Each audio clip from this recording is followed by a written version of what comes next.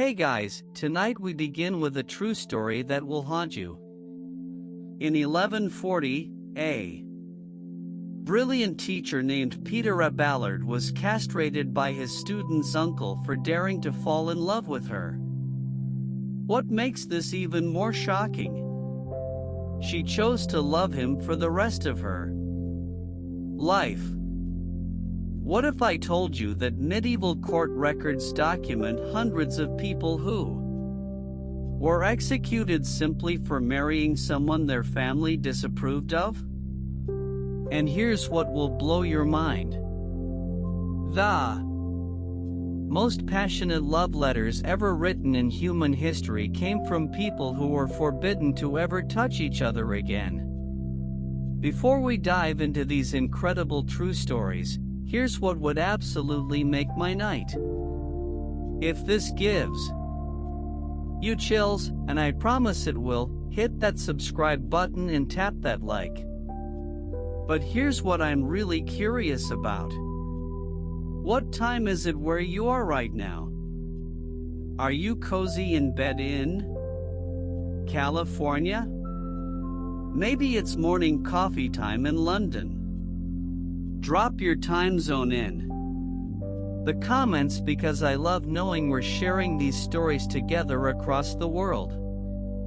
Now, let's dim those lights, get comfortable, and travel back to a time when falling in love could literally cost you everything.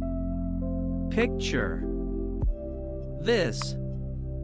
You're living in the year 1200, and love isn't a choice. It's a crime. Not metaphorically, literally. In medieval Europe, choosing your heart over your family's wishes could get you disinherited, exiled, or worse. And the statistics from surviving court records absolutely mind-blowing. Historians who studied thousands of medieval documents found that unauthorized marriages had devastating consequences for most people involved. Here's what completely shocked me when I first learned this. Medieval people didn't just risk embarrassment for love. They risked everything. Their families, their futures, sometimes their lives. And yet, they did it anyway. Again and again, makes you wonder what kind of love could possibly be worth such incredible risk. Let me paint you a picture that will make your modern dating problem seem adorable. You're 14 years old and yes, that was considered marriageable age and your parents have just announced your engagement to someone you've never met. Maybe they're twice your age. Maybe they live hundreds of miles away. Maybe they don't even speak your language. But here's the part that would shock us. Today, refusing wasn't really an option. This wasn't about compatibility or happiness. Marriage was business, pure and simple. The Catholic Church, which controlled virtually every aspect of daily life, had very specific ideas about love and marriage. They taught that marriage was primarily for creating alliances and producing legitimate heirs. St. Augustine, one of the Church's most influential theologians, actually wrote that passionate love, even between married couples, could be spiritually dangerous because it distracted people from focusing on God. Think about it like this. Imagine if every romantic decision you made had to be approved by a board of directors who cared more about business partnerships than your emotional well-being. That was essentially medieval marriage. Your heart was considered a luxury that most people simply couldn't afford. But here's where human nature gets beautifully stubborn. The more something is forbidden, the more desperately people want it. Modern psychology calls this reactance theory.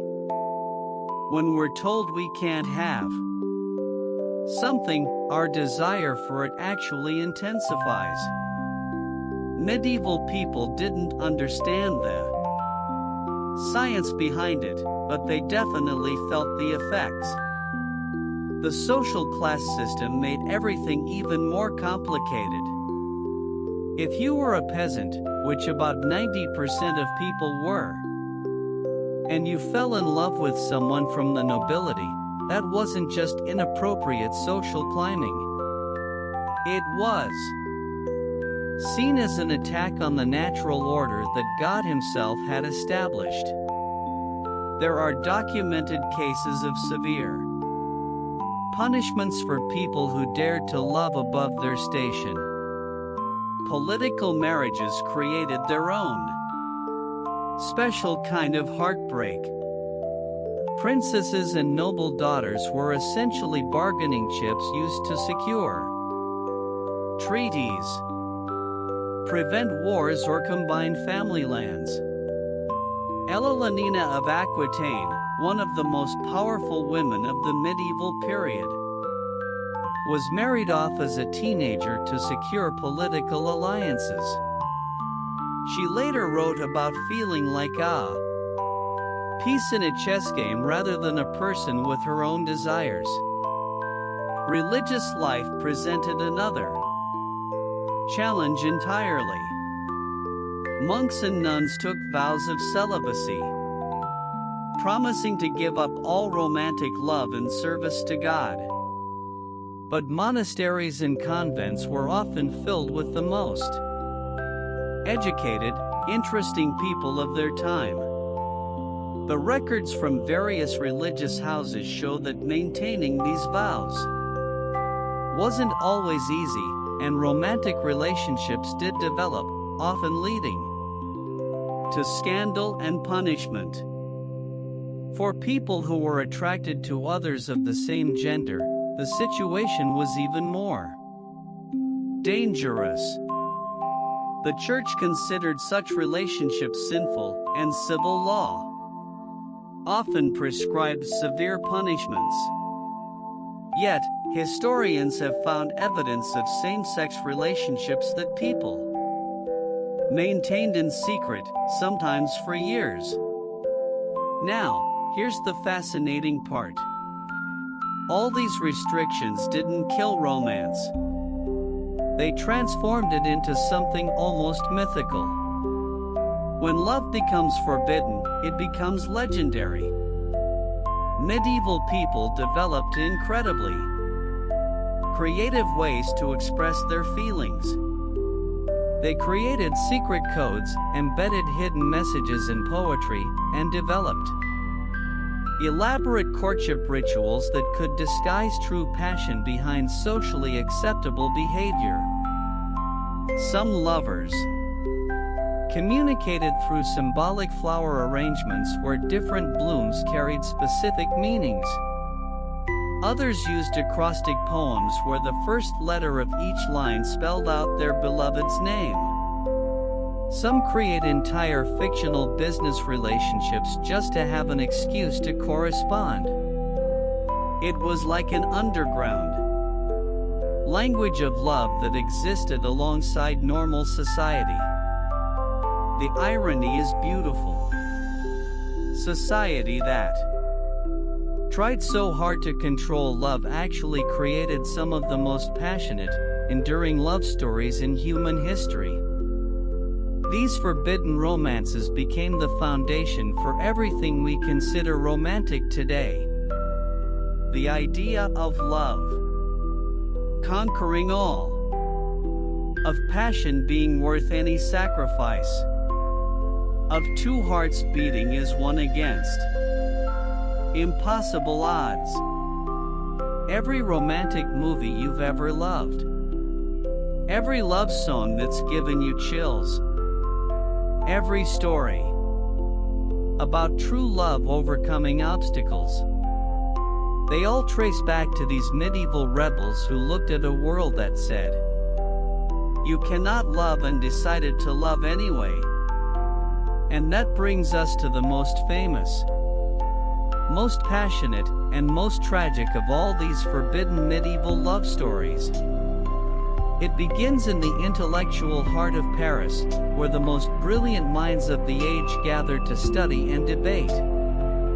Notre Dame Cathedral was still under construction, and the city was buzzing with new ideas about philosophy, theology, and human nature. This is where Peter Ballard, considered one of the greatest teachers and philosophers of his time, was about to meet a student whose intelligence matched his own. Her name was Heloise. She was the niece of a powerful church official, and she was about to become part of a love story so intense, so scandalous, and so tragic that people are still talking about it nearly 900 years later. Their story has everything: brilliant minds falling in love, secret marriage, family betrayal, violent revenge, forced separation, and love letters so beautiful they're still studied today. But most shocking of all, what happened to a ballad was so brutal that it changed both their lives forever and somehow made their love even stronger. But that incredible story is where we begin next time with two of the most brilliant people of their age, discovering that sometimes the greatest minds create the most dangerous loves. So here we are standing in the shadow of medieval Paris, where the air itself seemed to crackle with intellectual energy. The year is 1115. And if you walk through the narrow streets near Nîmes, still just a construction site back then, you'd hear the most fascinating debates echoing from tiny rooms where the world's brightest minds gathered to argue about everything from the nature of God to the mysteries of human reason. In one of those rooms sat a man who was quite literally changing how people thought. Peter Ballard wasn't just any teacher. He was a rock star of medieval academia. Students traveled hundreds of miles just to hear him lecture. Kings sought his advice. The church both feared and revered his intellectual power. At 36, he was handsome, charismatic, and completely aware of his own brilliance. Some historians describe him as having what we'd now call a massive ego, but honestly, he had every right to it. Ballard had this incredible gift for taking the most complex philosophical questions and making them accessible. He questioned everything: church doctrine, ancient philosophers, even his own teachers. In a world where most people simply accepted what they were told, Ballard dared to ask, "But why?" And that single question was revolutionizing education across Europe. But here's where our story takes a turn that nobody, not even the brilliant Ballard, saw coming. Canon Fulbert, one of the most respected church officials in Paris, had a problem. His 17-year-old niece, Heloise, was too smart for her own good. And in medieval times, that was genuinely dangerous for a woman. She could read and write in Latin, French, and Hebrew, languages that most men couldn't master. She devoured philosophy texts, wrote poetry that made grown scholars weep, and had this annoying habit of asking questions that made church officials extremely uncomfortable. Fulbert needed Someone brilliant enough to challenge her mind and respected enough that her unconventional education wouldn't cause scandal. Someone who could channel her dangerous intelligence into acceptable directions. And there was really only one man in all of Paris who fit that description. Peter Ballard. So Fulbert made Ballard an offer that seemed perfect for everyone involved.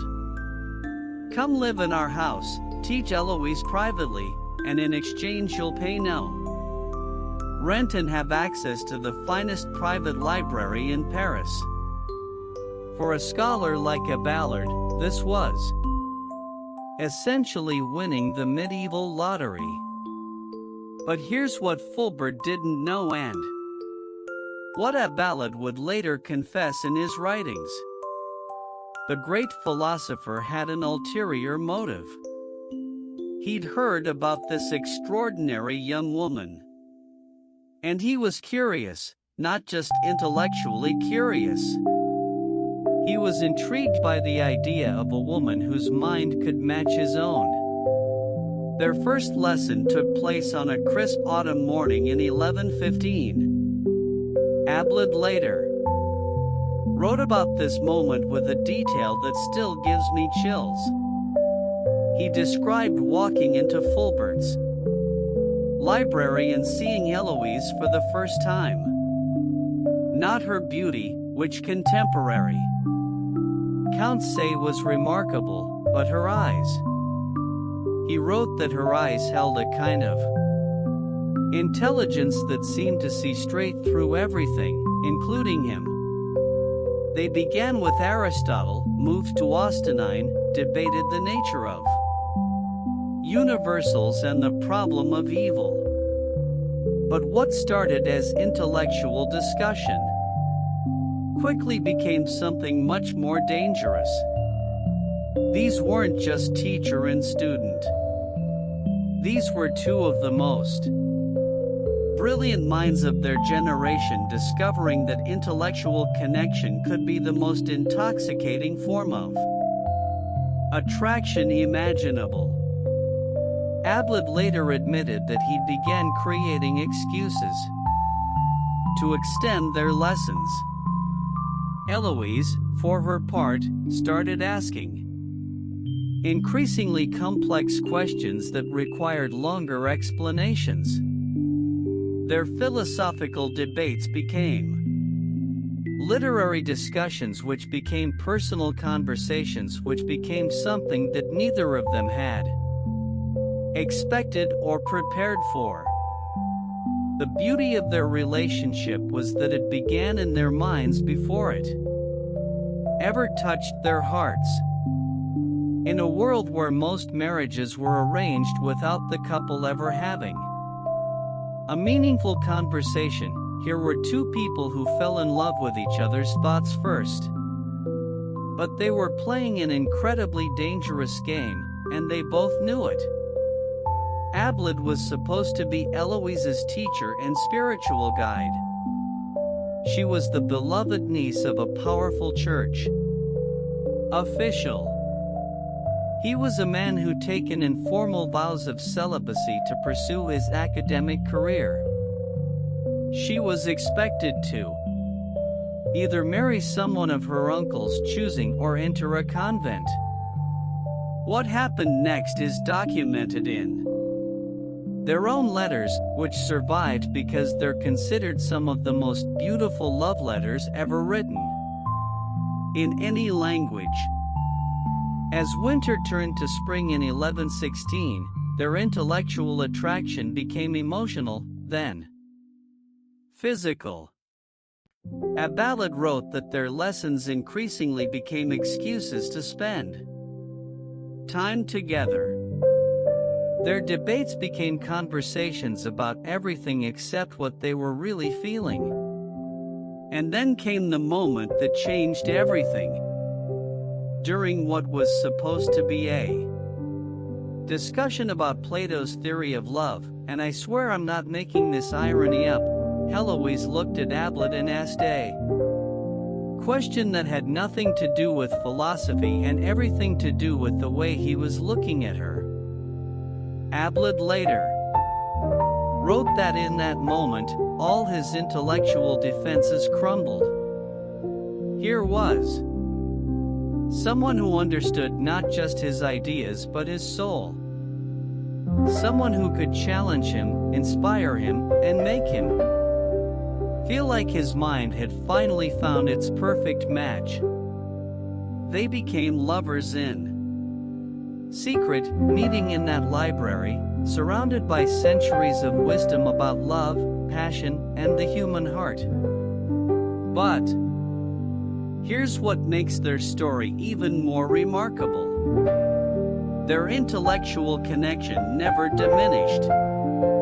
Even as their relationship became physical, they continued to challenge each other's ideas, to write poetry together, to debate philosophy with the same intensity they brought to everything else. For nearly a year, they managed to keep their relationship hidden. Ballard would arrive for lessons. Fulbert would greet him warmly and then leave them alone with their books and their dangerous secret. From the outside, everything looked perfectly appropriate. Just a brilliant teacher and his exceptional student exploring the great questions of existence. Secrets this powerful have a way of revealing themselves. And when this particular secret exploded into the open, it would destroy lives, end careers, and create one of history's most tragic love stories. The end began, as these things often do, with the most natural consequence in the world. In late 1117, Heloise realized she was pregnant. Just imagine the terror of that moment. Here's a young woman whose entire future depended on her reputation, carrying the child of a man who was supposed to be her spiritual mentor. Here's a scholar whose career would be destroyed if anyone discovered he had broken his informal vows of celibacy. And here's a powerful church official who would be utterly humiliated if this scandal became public. But what happened next reveals something beautiful about both Paul and Eloise. Instead of panic, instead of trying to find some way to cover up their relationship, they made a choice that shows you exactly who they were. They chose love. They chose each other. They chose to face whatever consequences came from that choice. Ballard secretly married Heloise in a small ceremony outside Paris.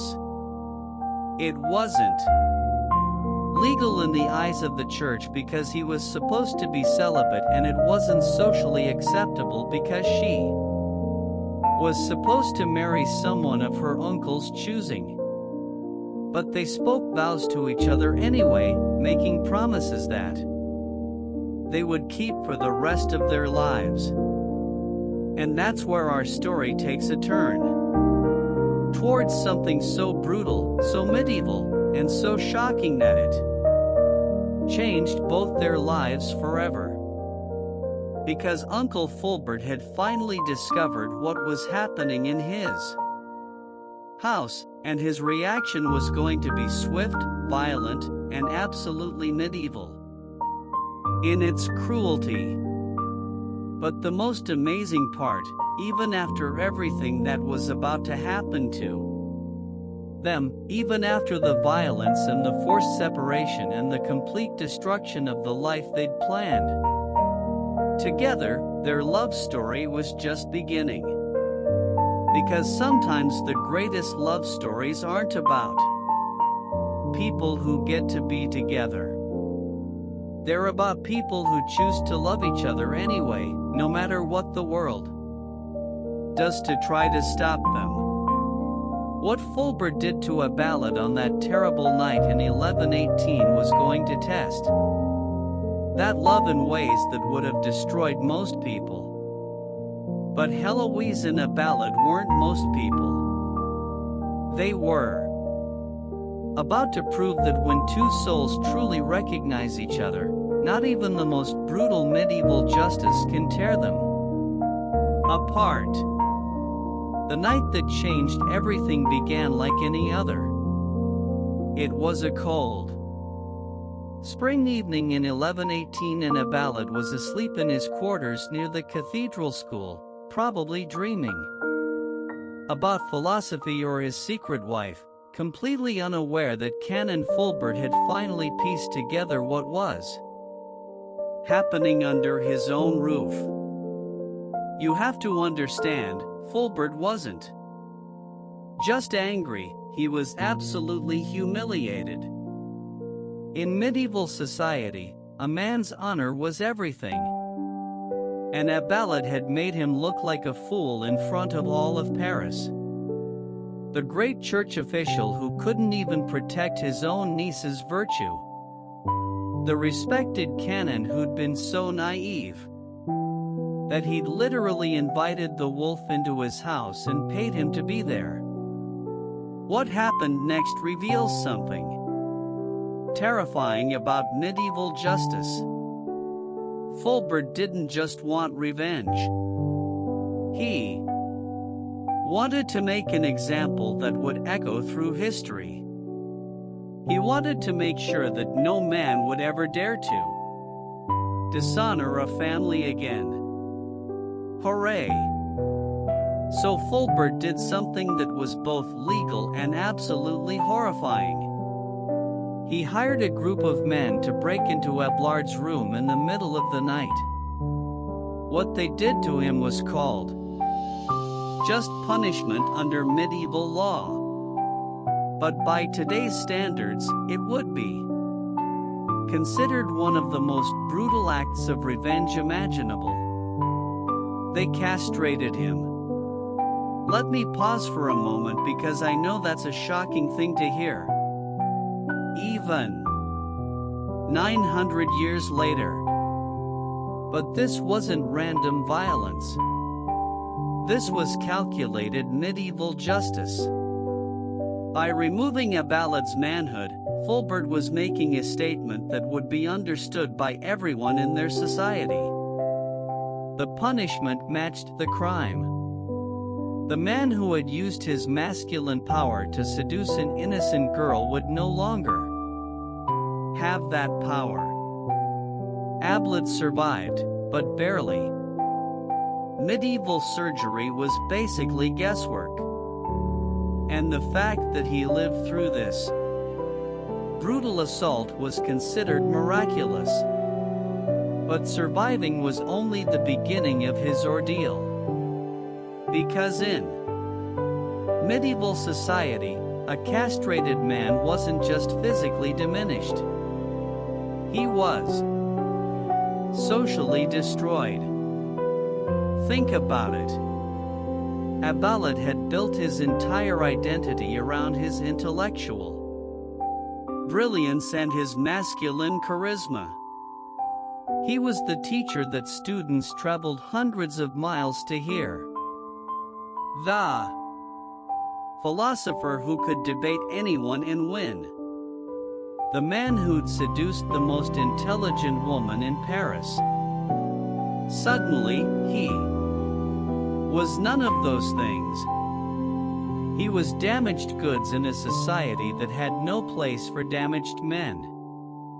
The news spread through Paris like wildfire. Within days, everyone knew what had happened to the great Peter Ballard. Some people whispered that it was divine justice for breaking his vows.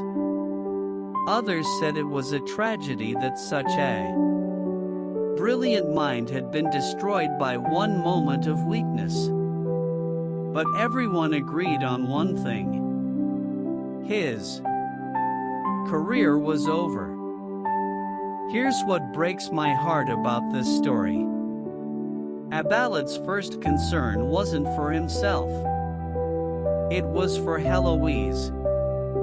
In the letters he wrote later, he described lying in that bed broken and bleeding, worrying not about his own future, but about what this scandal would do to the woman he loved. Because while he would recover and eventually rebuild some kind of life, her reputation was destroyed forever. In medieval society, a woman involved in a scandal like this had essentially no options. She couldn't marry anyone respectable because everyone knew she'd been ruined. She couldn't return to normal society because the shame would follow her everywhere.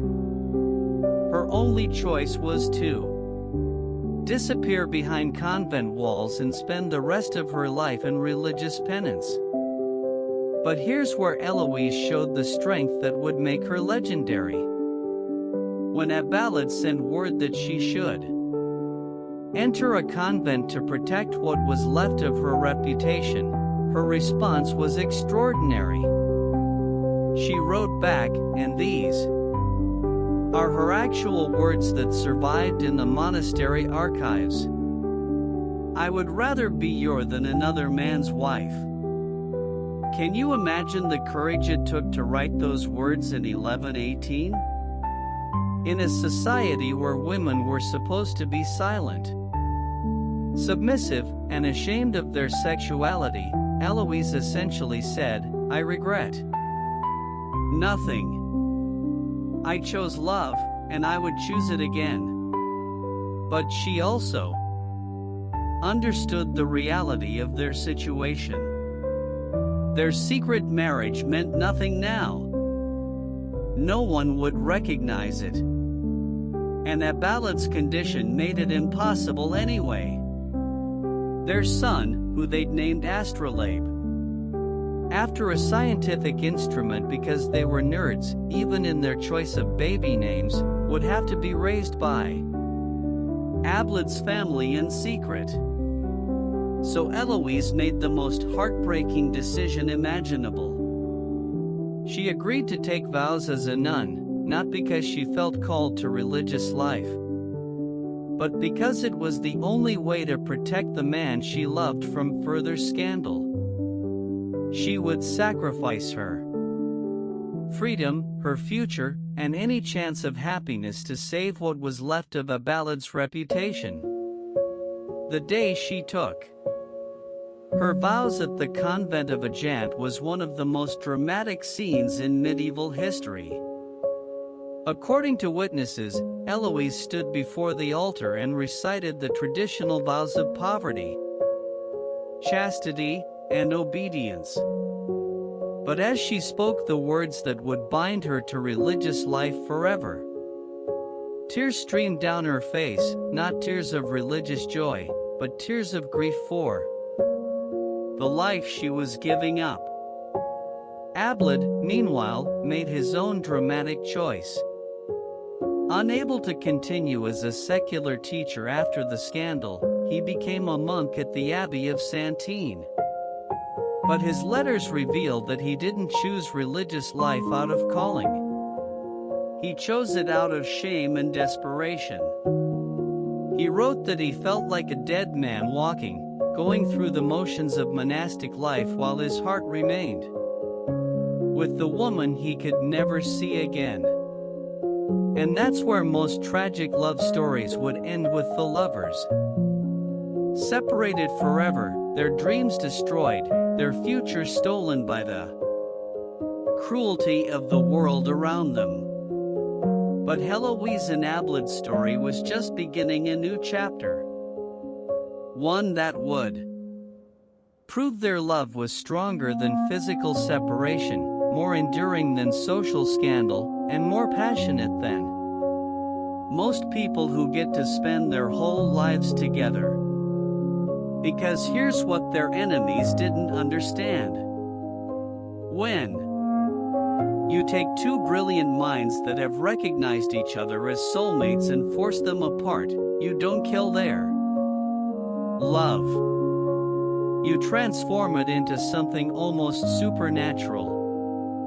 They began writing letters, not just any letters, but correspondence so beautiful, so intellectually rich, and so emotionally honest that they're still studied in universities today as the pinnacle of medieval literature.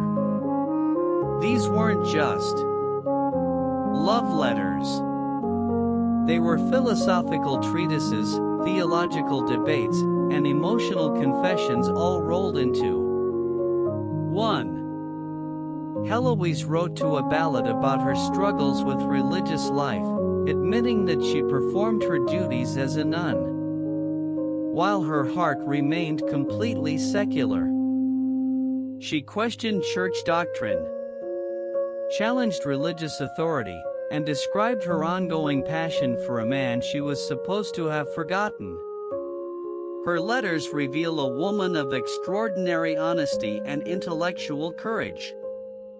Ballard responded with equal emotional intensity, but also with the guilt and self-recrimination that would haunt him for the rest of his life. He blamed himself not just for what had happened to him, but for what had happened to her. He wrote that he would gladly suffer his punishment again if it meant she could have had a different life. But here's the most remarkable thing about their correspondence. It wasn't just about looking backward at what they'd lost.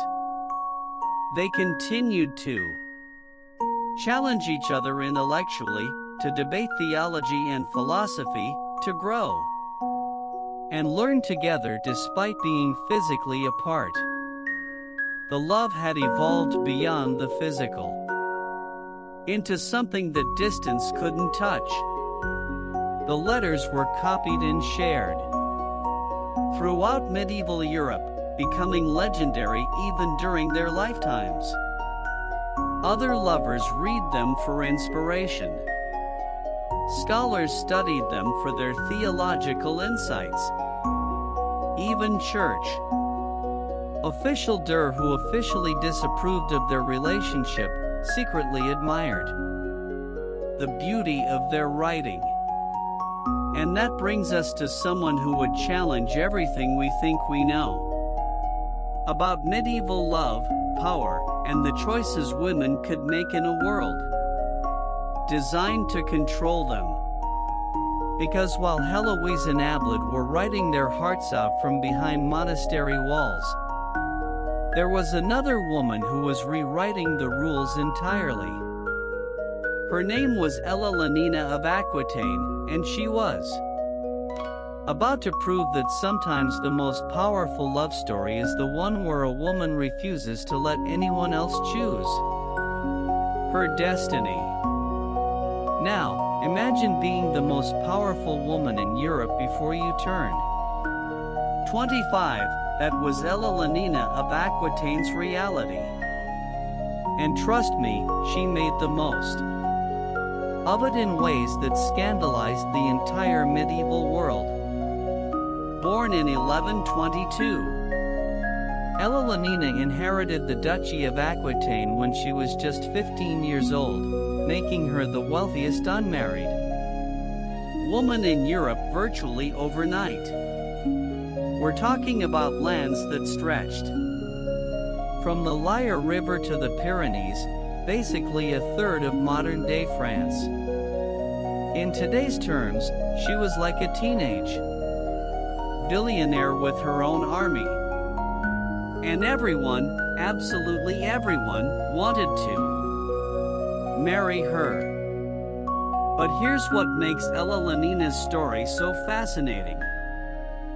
She didn't just accept being treated like a prize to be won. From the very beginning, she made it clear that she intended to have a say in her own life, her own marriages, and yes, her own love affairs. And in a world where women were supposed to be seen and not heard, Ellalinina's voice was about to echo through history soon. Her first marriage was arranged before she could object. At 15, she was married to Louis XI of France, making her Queen of France while she was still practically a child. Now, Louis was a decent enough guy, devout, well-meaning, and completely overwhelmed by having a wife who was smarter, wealthier, and infinitely more charismatic than he was. Contemporary chronicles describe Louis as the kind of man who would have been perfectly happy as a monk.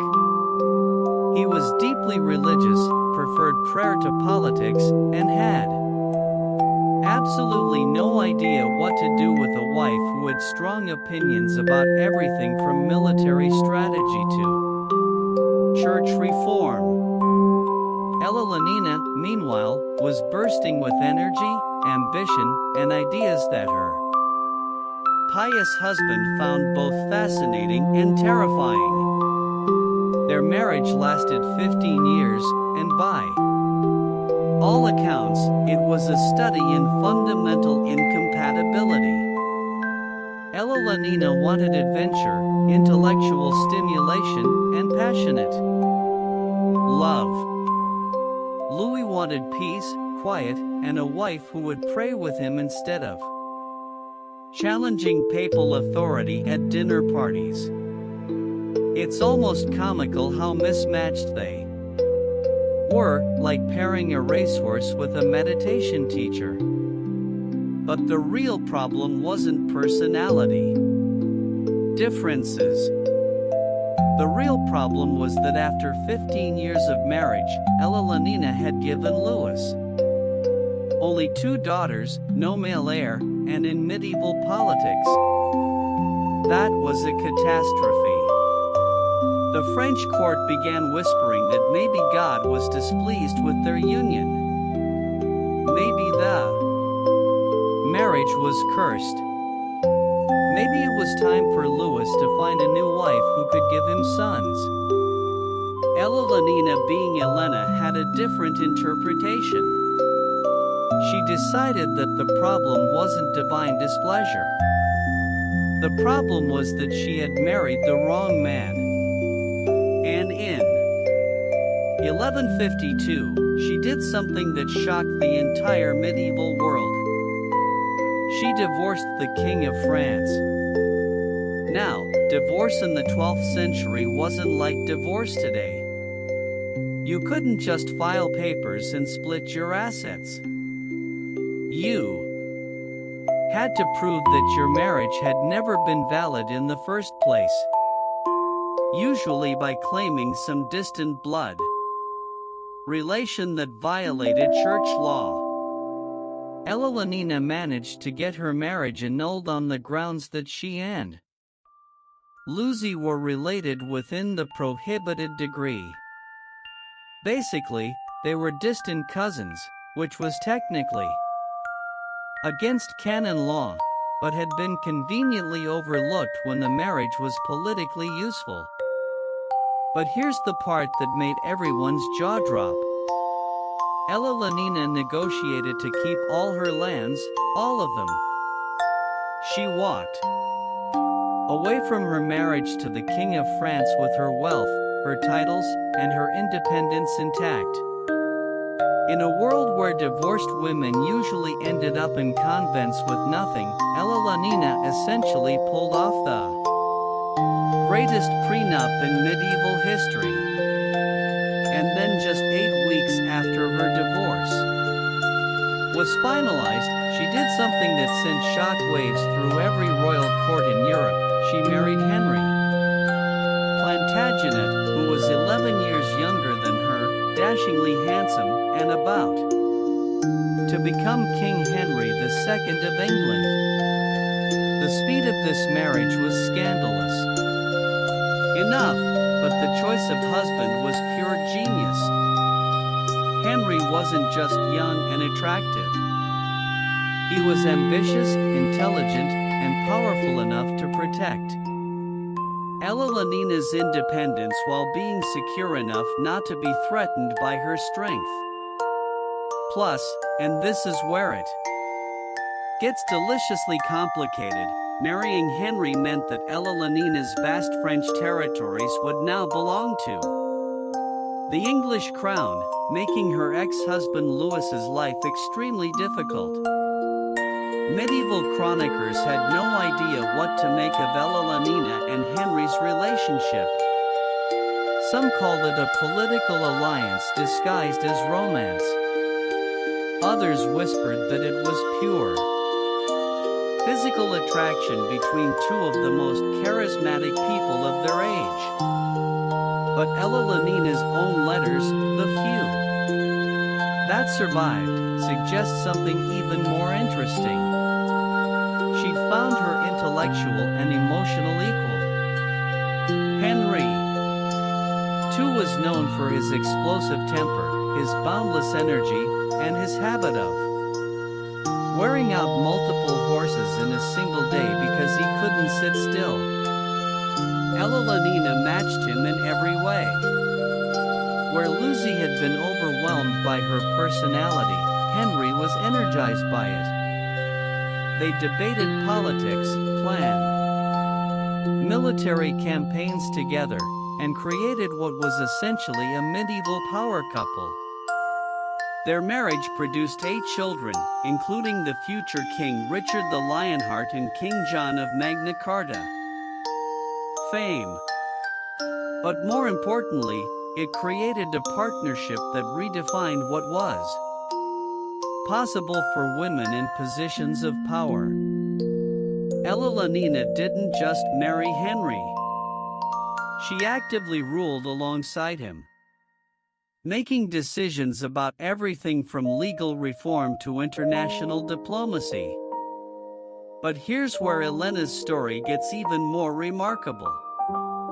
In 1173, when she was 51 years old and had been married to Henry for 21 years, she did something that would have been unthinkable for any other medieval woman. She led a revolt against her own husband.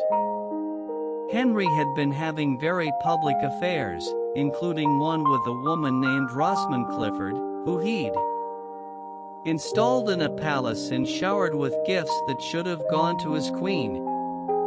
Ellalinina had tolerated his infidelities for years, but when Henry began making decisions about their son's inheritance without consulting her, she'd had enough. So Ellalinina organized her sons into a rebellion against their father. She personally traveled through Aquitaine, raising armies and securing alliances. Contemporary accounts describe her riding at the head of troops, wearing armor, and giving speeches that inspired fierce loyalty. At 51, she was literally leading a medieval feminist revolution disguised as a family feud. The rebellion failed, and Henry had Ellalinina imprisoned for the next 16 years. But even in captivity, she remained a force to be reckoned with. She continued to influence politics through secret correspondence, maintained loyalty among her supporters, and waited for her chance to reclaim her power. When Henry died in 1189, Ellalinina was released by her son, Richard, who immediately recognized that he needed his mother's political expertise. At 67, an age when most medieval women were considered ancient, Ellalinina embarked on the most adventurous period of her life. She traveled across Europe arranging marriages, negotiating treaties, and at one point personally journeyed to Sicily to escort her granddaughter to Spain for a royal wedding. But perhaps the most telling story about Ellalinina comes from the very end of her life. When she was nearly 80 years old, she learned that her grandson, Prince Arthur, was being threatened by King John. Despite her advanced age, Elalonina personally led a military campaign to protect the boy, besieging a castle and negotiating his release through sheer force of personality. Elalonina's approach to love was revolutionary because she insisted on being an equal partner in all her relationships. She refused to be a passive recipient of male protectional decision M.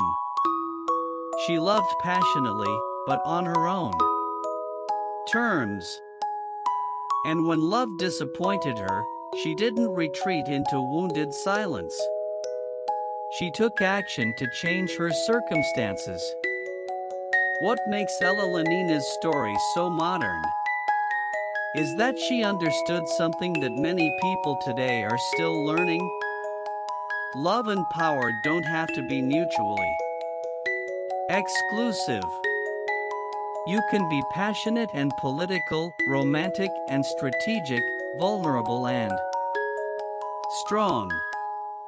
Elalonina loves deeply, but she never let love diminish her sense of self-worth or personal agency.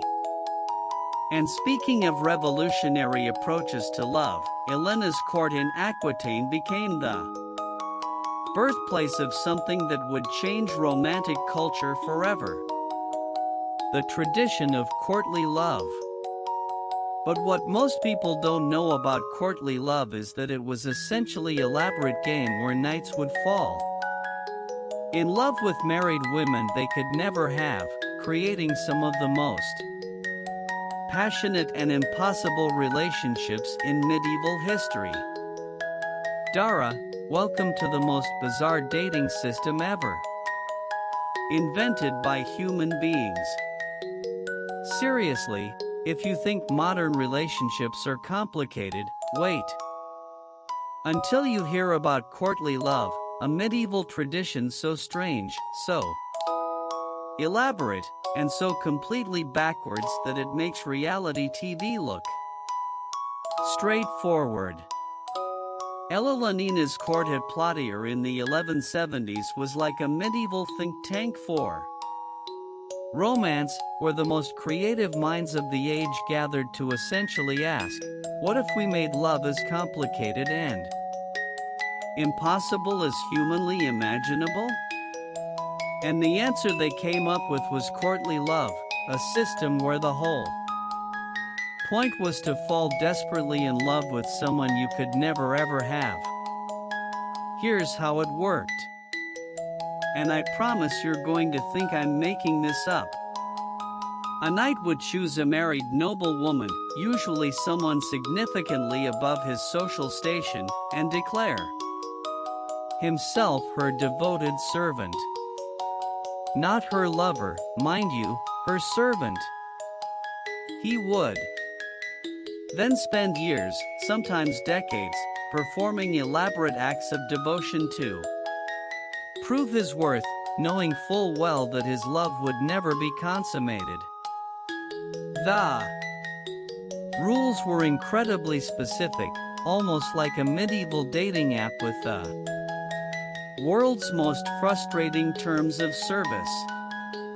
The Andreas Capellanus, who wrote The Art of Courtly Love around 1184, laid out 31 official rules that included gems like marriage is no real excuse for not loving, no one can be bound by a double love, and my personal favorite, a true lover is constantly and without intermission possessed by the thought of his beloved. Think about that for a moment. They created a system where being miserable was the whole point.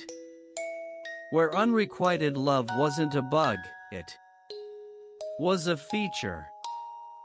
Where the greatest romantic achievement was to love someone so purely that you never even try to win them. But here's what makes courtly love fascinating rather than just masochistic. It was actually a form of emotional and intellectual rebellion disguised as entertainment. In a world where marriages were business arrangements and women had no choice in their romantic destinies, courtly love created a space where emotions could be explored, where women could hold power over men, and where love could exist purely for its own sake.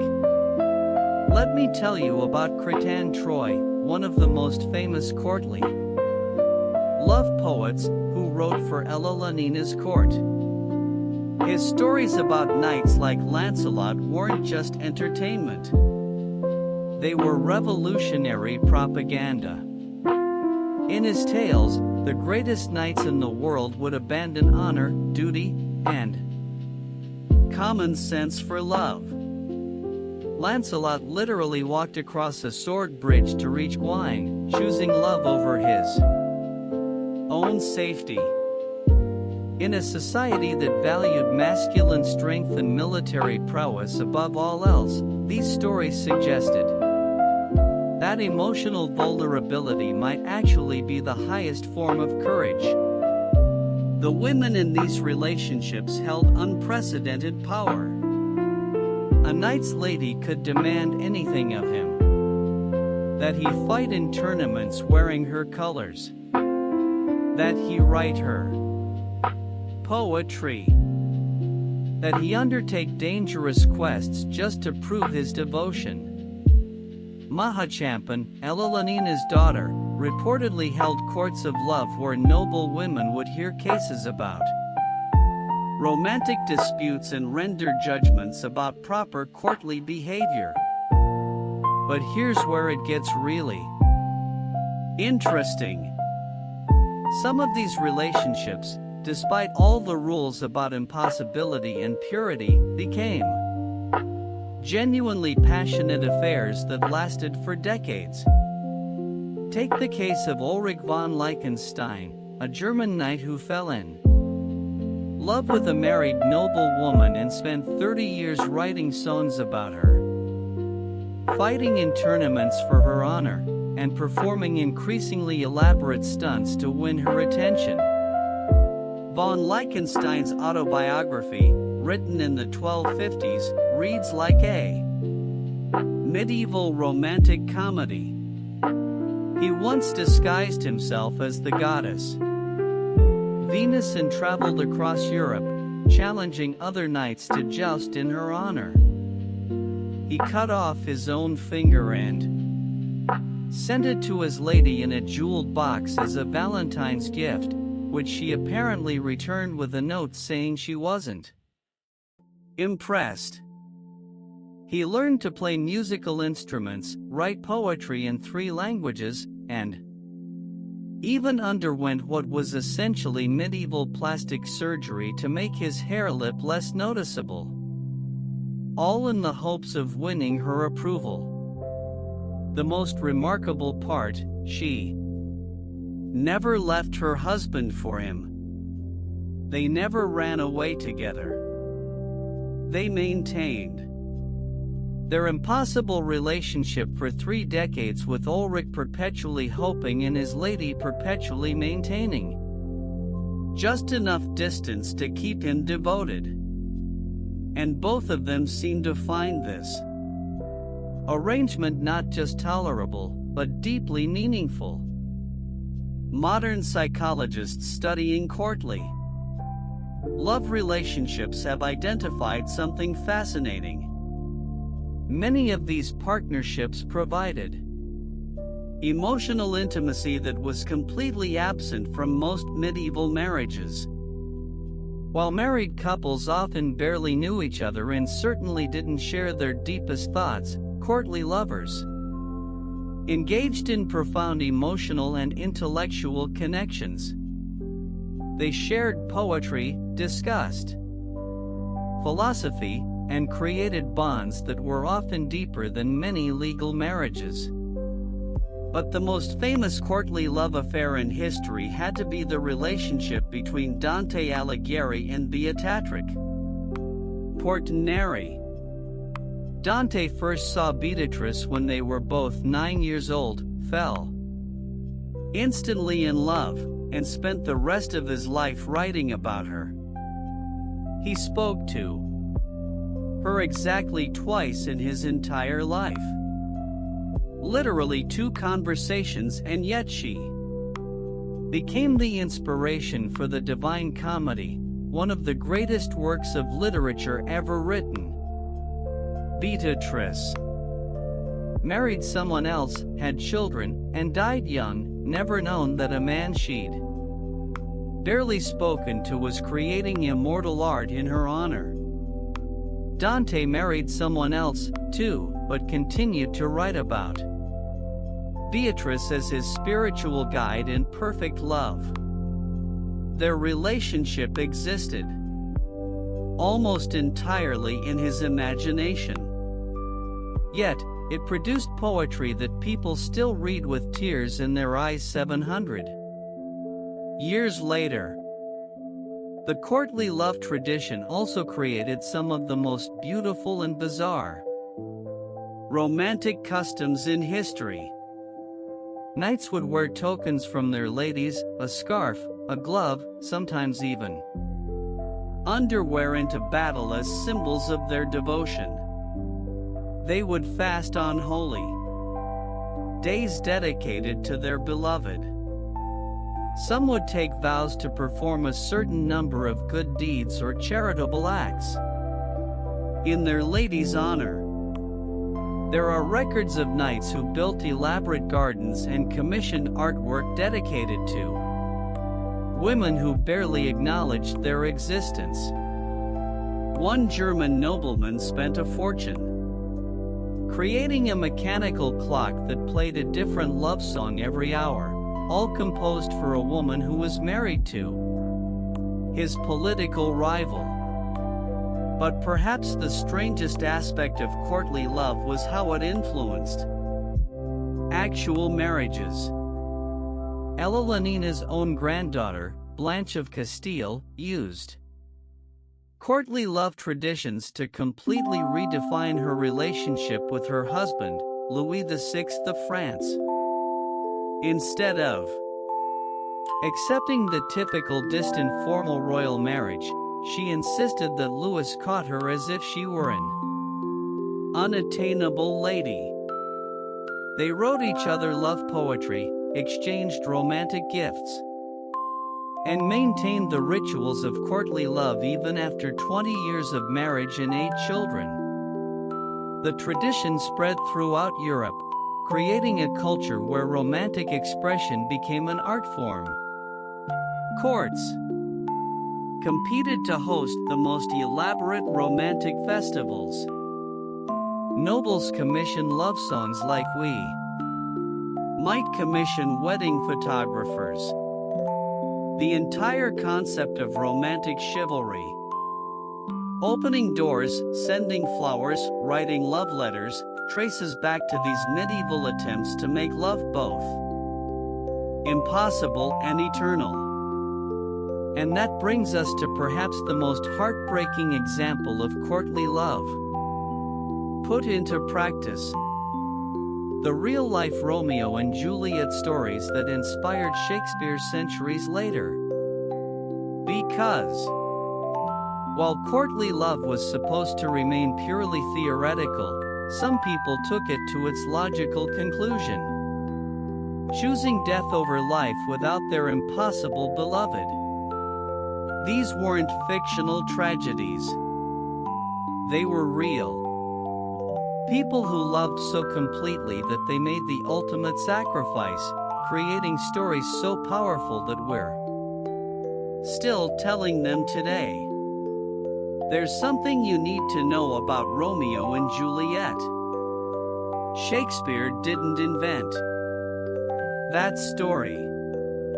He borrowed it from real medieval lovers whose tragedies were so devastating, so emotionally powerful, that people had been resist telling them for centuries before the bard ever put quilt to paper. The most haunting of these true stories comes from 13th century Verona. Yes, the same Verona. where Shakespeare would eventually set his play. But this wasn't fiction. This was the documented tragedy of Marit and Januzza, whose love affair was recorded in the Chronicles of Fragoreto Buglieri in 1281. Nearly 300 years before Shakespeare was born. Marit was a young nobleman from a prominent Verza family, and Januzza was the daughter of his family's bitter political rivals. Sound familiar? In medieval Italian city-states, family feuds weren't just personal drama. They were literally matters of life and death. The Vives and Ghibellines had divided Italy into warring factions, and choosing the wrong side could get your entire family exiled or executed. But here's what makes their story even more tragic than Shakespeare's version. Marotto and Gianza actually managed to secretly marry. They found a sympathetic friar who performed the ceremony in a hidden chapel outside the city walls.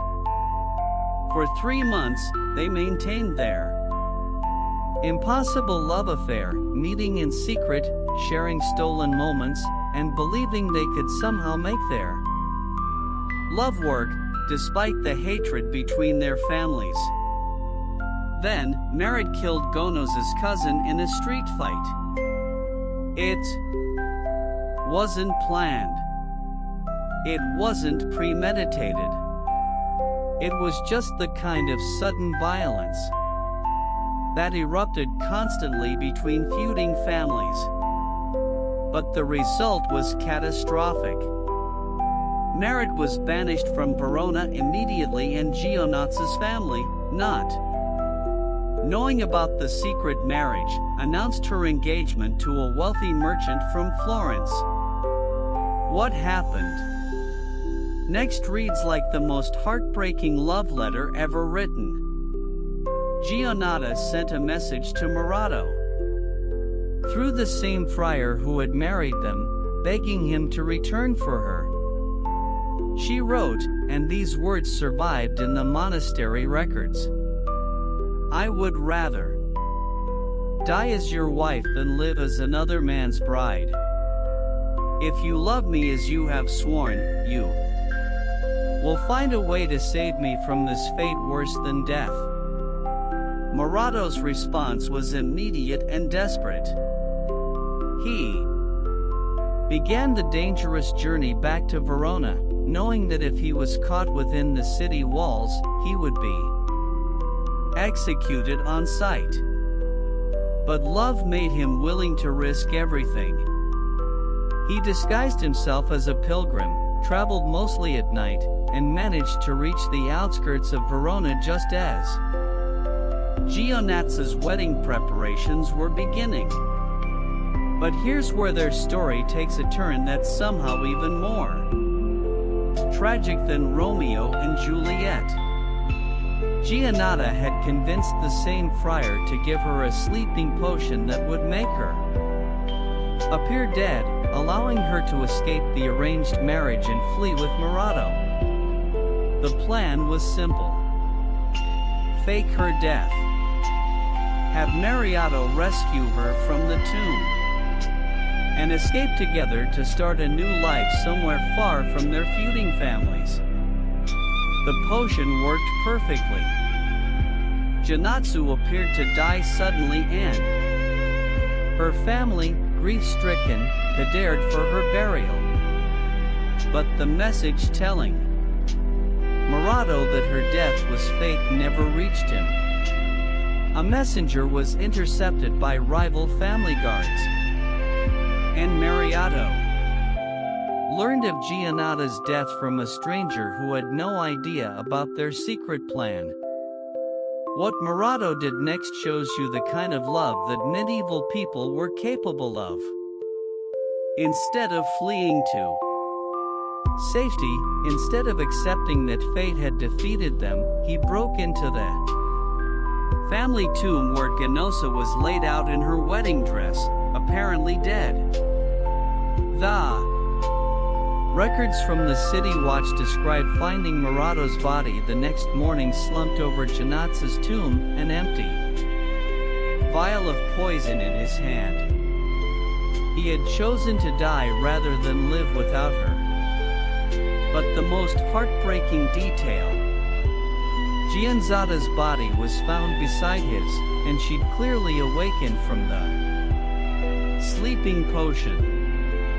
The evidence suggested that she had woken up, found Marat dead beside her, and taken the same poison that had killed him. They died within hours of each other, victims of a communication failure that would have been tragic in any century, but was absolutely devastating in an age before reliable messaging systems. But their story doesn't end with their deaths. The discovery of their bodies, along with the love letters found in Marat's possession, revealed their secret marriage to both families.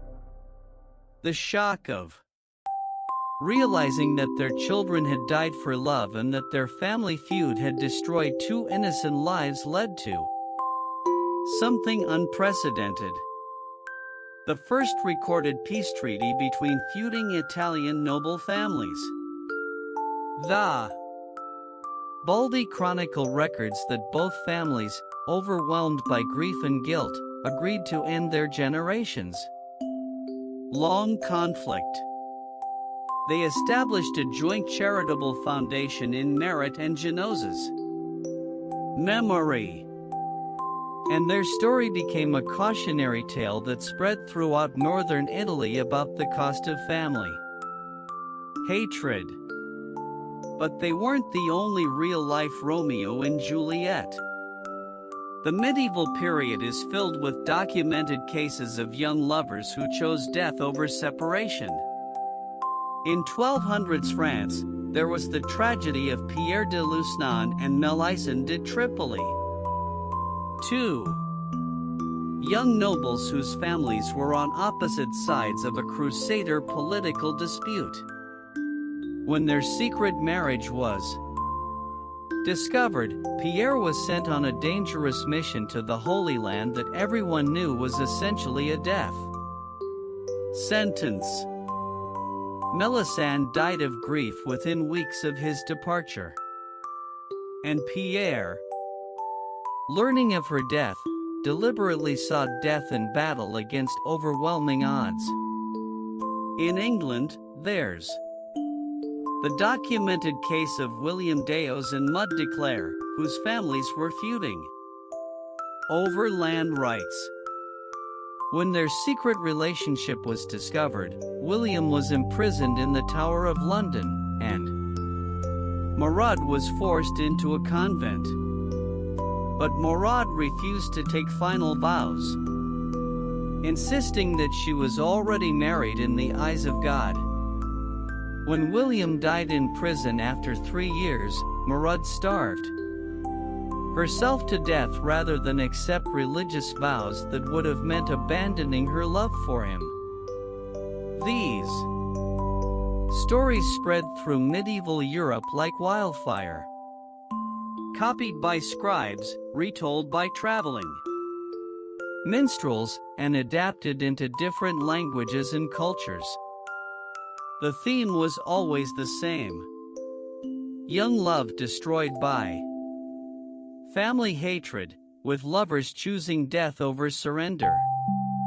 What's remarkable is how these real tragedies influenced not just literature, but actual social change. Many medieval communities, after hearing these stories, began implementing formal mechanisms for resolving family feuds before they could escalate to tragedy. Some Italian city-states created love courts where young people could appeal for help when their families opposed their marriages. The church too began to change its position on arranged marriages after these highly publicized tragedies. While they couldn't openly oppose family authority, church officials began quietly providing sanctuary for young people fleeing forced marriages. And some progressive theologians argued that marriages without genuine consent were invalid in the eyes of God. But perhaps the most lasting impact of these real-life Romeo and Juliet stories was how they changed the way people thought about love itself. Before these tragedies, romantic love was often seen as a luxury or an entertainment. After these stories spread, love began to be seen as a force so powerful that it could inspire the ultimate sacrifice. So sacred that dying for it was considered noble rather than foolish. The medieval chroniclers who recorded these stories weren't just preserving tragic news. They were documenting a shift in human consciousness about what love could be and what it was worth. And this brings us to something that might surprise you. While these cross-family love stories were capturing everyone's imagination, there was an entirely different kind of forbidden love happening that was even more dangerous, even more hidden, and in many ways even more revolutionary. Because the medieval period wasn't just about noble families feuding over politics. It was also a time when the very boundaries of what constituted acceptable love were being challenged in ways that would have made even Elalina of Aquitaine nervous. Let me tell you about a love story that was so scandalous, so impossible, and so dangerous that the people involved had to create entirely new identities just to survive it. This is about cross-class romance in medieval Europe, or falling in love with someone outside your social rank. Wasn't just frowned upon. It was considered an attack on the natural order of the universe itself. Medieval society was built on what they called the Great Chain of Being, a cosmic hierarchy that placed everyone in their proper place, from God at the top down to peasants at the bottom. Moving up or down this chain wasn't just socially unacceptable. It was literally considered sinful. The church taught that God himself had arranged society into different levels. And trying to love above or below your station was like trying to argue with divine will. But here's what the church and the nobility didn't count on. Human hearts don't care about cosmic hierarchies. The most extraordinary example comes from 13th century England, documented in the court records of King Edward I. Lady Margaret de Clare was one of the wealthiest women in England, cousin to the king himself, and owner of vast estates across Wales and the Welsh Marches. She was expected to marry within the highest nobility, probably a foreign prince, or at least an earl with substantial political connections. Instead, she fell in love with her groom. Not a metaphorical groom, an actual groom, a man named Thomas, who took care of her horses, mucked out stables, and earned about as much in a year as Margaret spent on a single dinner party. In terms of social distance, it would be like a modern billionaire falling in love with someone who cleaned their stables. Except in medieval times, the consequences were infinitely more severe. What makes Margaret's story remarkable is that we know so much about it because of the elaborate legal proceedings that followed. When their secret marriage was Discovered in 1290, it created a crisis that went all the way up to the king. The marriage was considered so outrageous that it threatened the stability of the entire social system. But here's the part that gives me chills. Margaret and Thomas had been secretly married for 3 years before anyone found out. 3 years of Margaret pretending to be considering various noble suitors while actually living as the wife of a man who was by all social standards completely beneath her notice.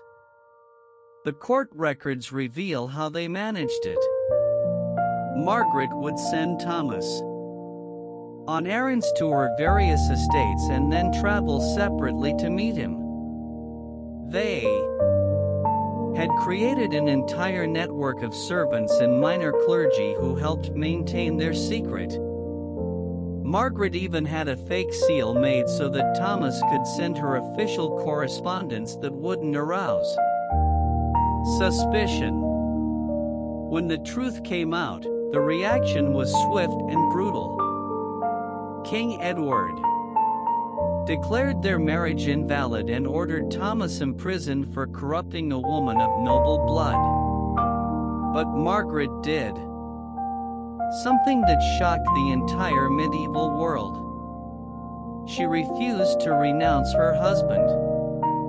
Standing before a court of bishops and nobles, Margaret looked the king himself in the eye and said, and this is recorded in the official court transcript, I chose love over station, my heart over my heritage, and I would make the same choice again, even knowing the cost. For a woman to speak to the king that way was unprecedented. For a noble woman to defend her marriage to a servant was revolutionary. The punishment was severe. Margaret was stripped of most of her lands and titles, and Thomas was exiled from England permanently. But here's what's beautiful about their story. They went into exile together. Margaret chose poverty and scandal over wealth and respectability. And they lived the rest of their lives as commoners in France, reportedly happier than most nobles who married for political advantage. But cross-class romance wasn't always about noble women marrying down. Sometimes it was about people rising so far above their birth that they could challenge the system entirely. Take the case of Jacques Coeur, who started as the son of a furrier in the French town of Bourges and became one of the wealthiest men in Europe through trade and banking. In 1444, Jacques fell in love with Agnes Sorel, who was not only far above his original station, but was also the official mistress of King Charles VIII of France. By all rights, a merchant's son shouldn't even have been able to speak to the king's favorite, let alone caught her. But Jack had become so wealthy and powerful that he could essentially buy his way into the highest levels of society. Their relationship was a perfect example of how love could completely upset medieval social calculations. Here was a woman who was technically of noble birth, but whose position depended entirely on royal favor, and a man who was technically a commoner, but who controlled more wealth than most dukes. Neither of them fit neatly into the traditional social hierarchy. So, they created their own rules. The affair between Jacques and Agnes lasted for nearly 5 years and produced some of the most beautiful love poetry of the medieval period. Jack commissioned artists to create illuminated manuscripts filled with coded love messages. And Agnes reportedly wore jewelry that spelled out his name and precious stones arranged in specific patterns. But this story also reveals the deadly politics of cross-class love.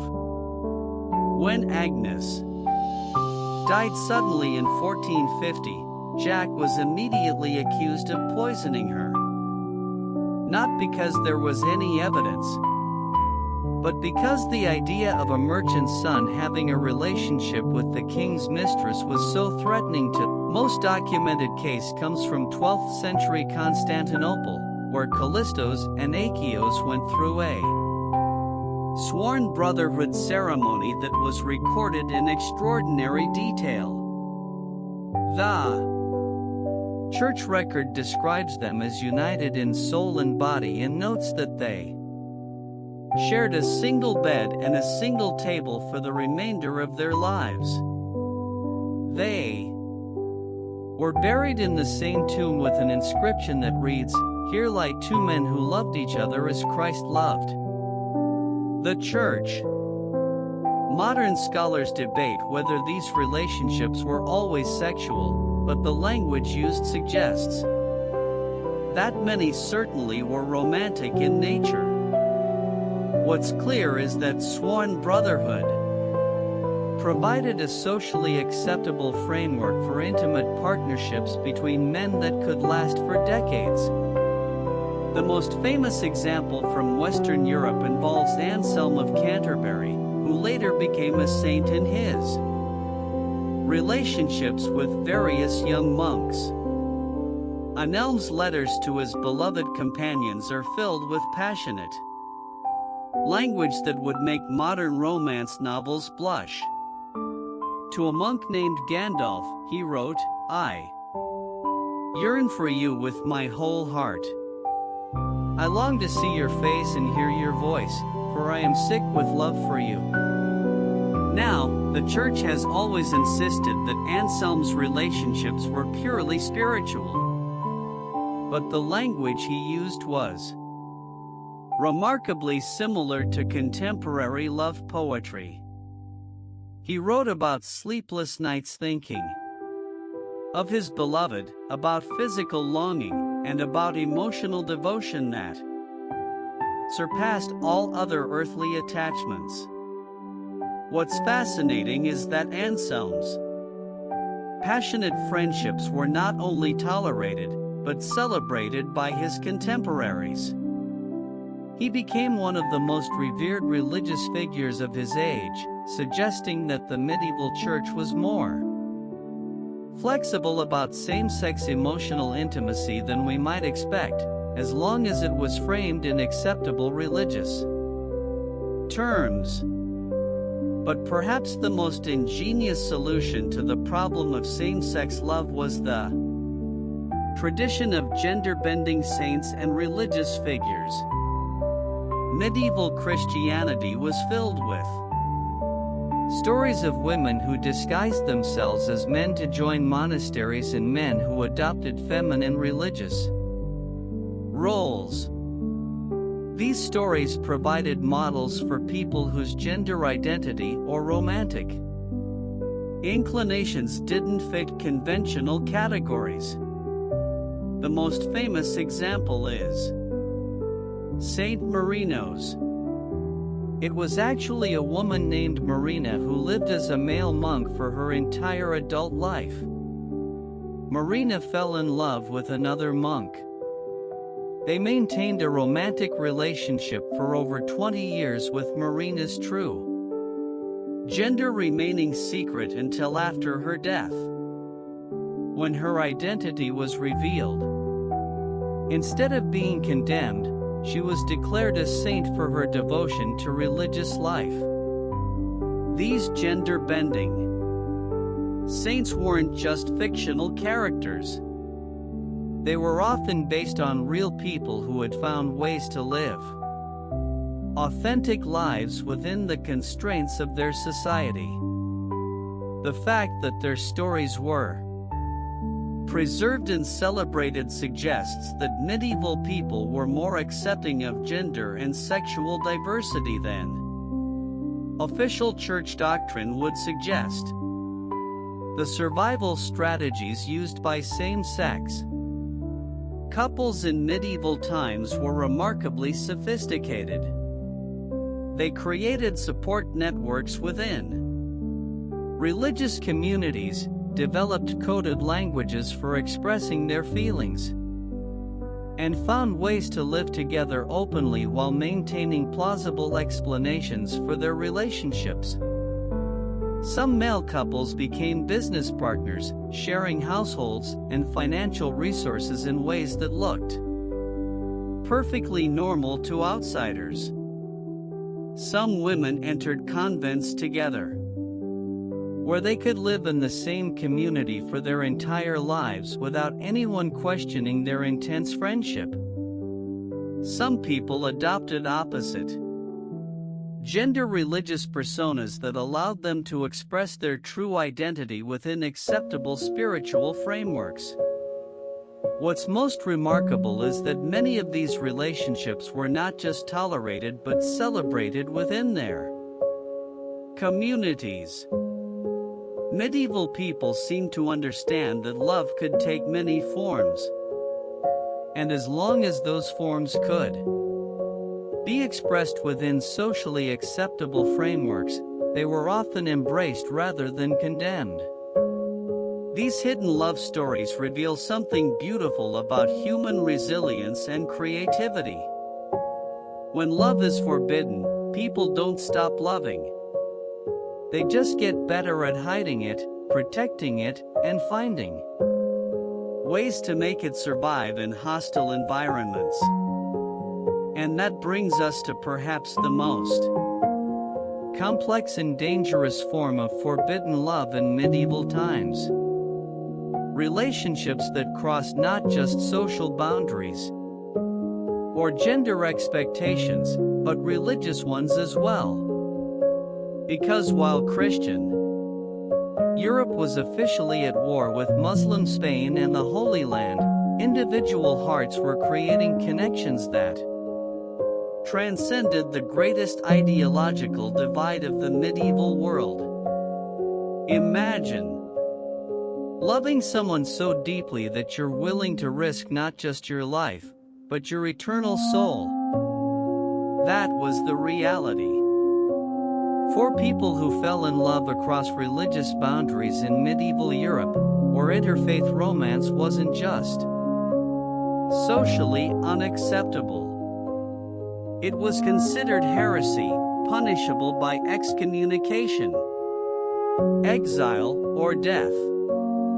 The medieval world was defined by religious conflict. The Crusades had been raging for centuries. Christian armies were fighting Muslim forces in Spain, and the Church taught that followers of different faiths were literally enemies of God. In this context, falling in love with someone from another religion wasn't just crossing a social line. It was crossing into enemy territory. But here's what makes these stories so extraordinary. They happened anyway. And some of the most passionate, most documented, and most influential love stories of the medieval period were between Christians, Muslims, and Jews who chose love over the deepest divisions of their time. The most famous example comes from 12th century Al-Andalus, the region of Muslim Spain that was a remarkable melting pot of Christian, Muslim, and Jewish cultures. This is where we find the love story of Diego López Daro, a Christian knight from northern Spain, and Zita, a Muslim princess from Seville. Diego was supposed to be fighting Muslims, not falling in love with them. He was part of the Christian Reconquista, the centuries-long campaign to drive Muslim rulers out of Spain.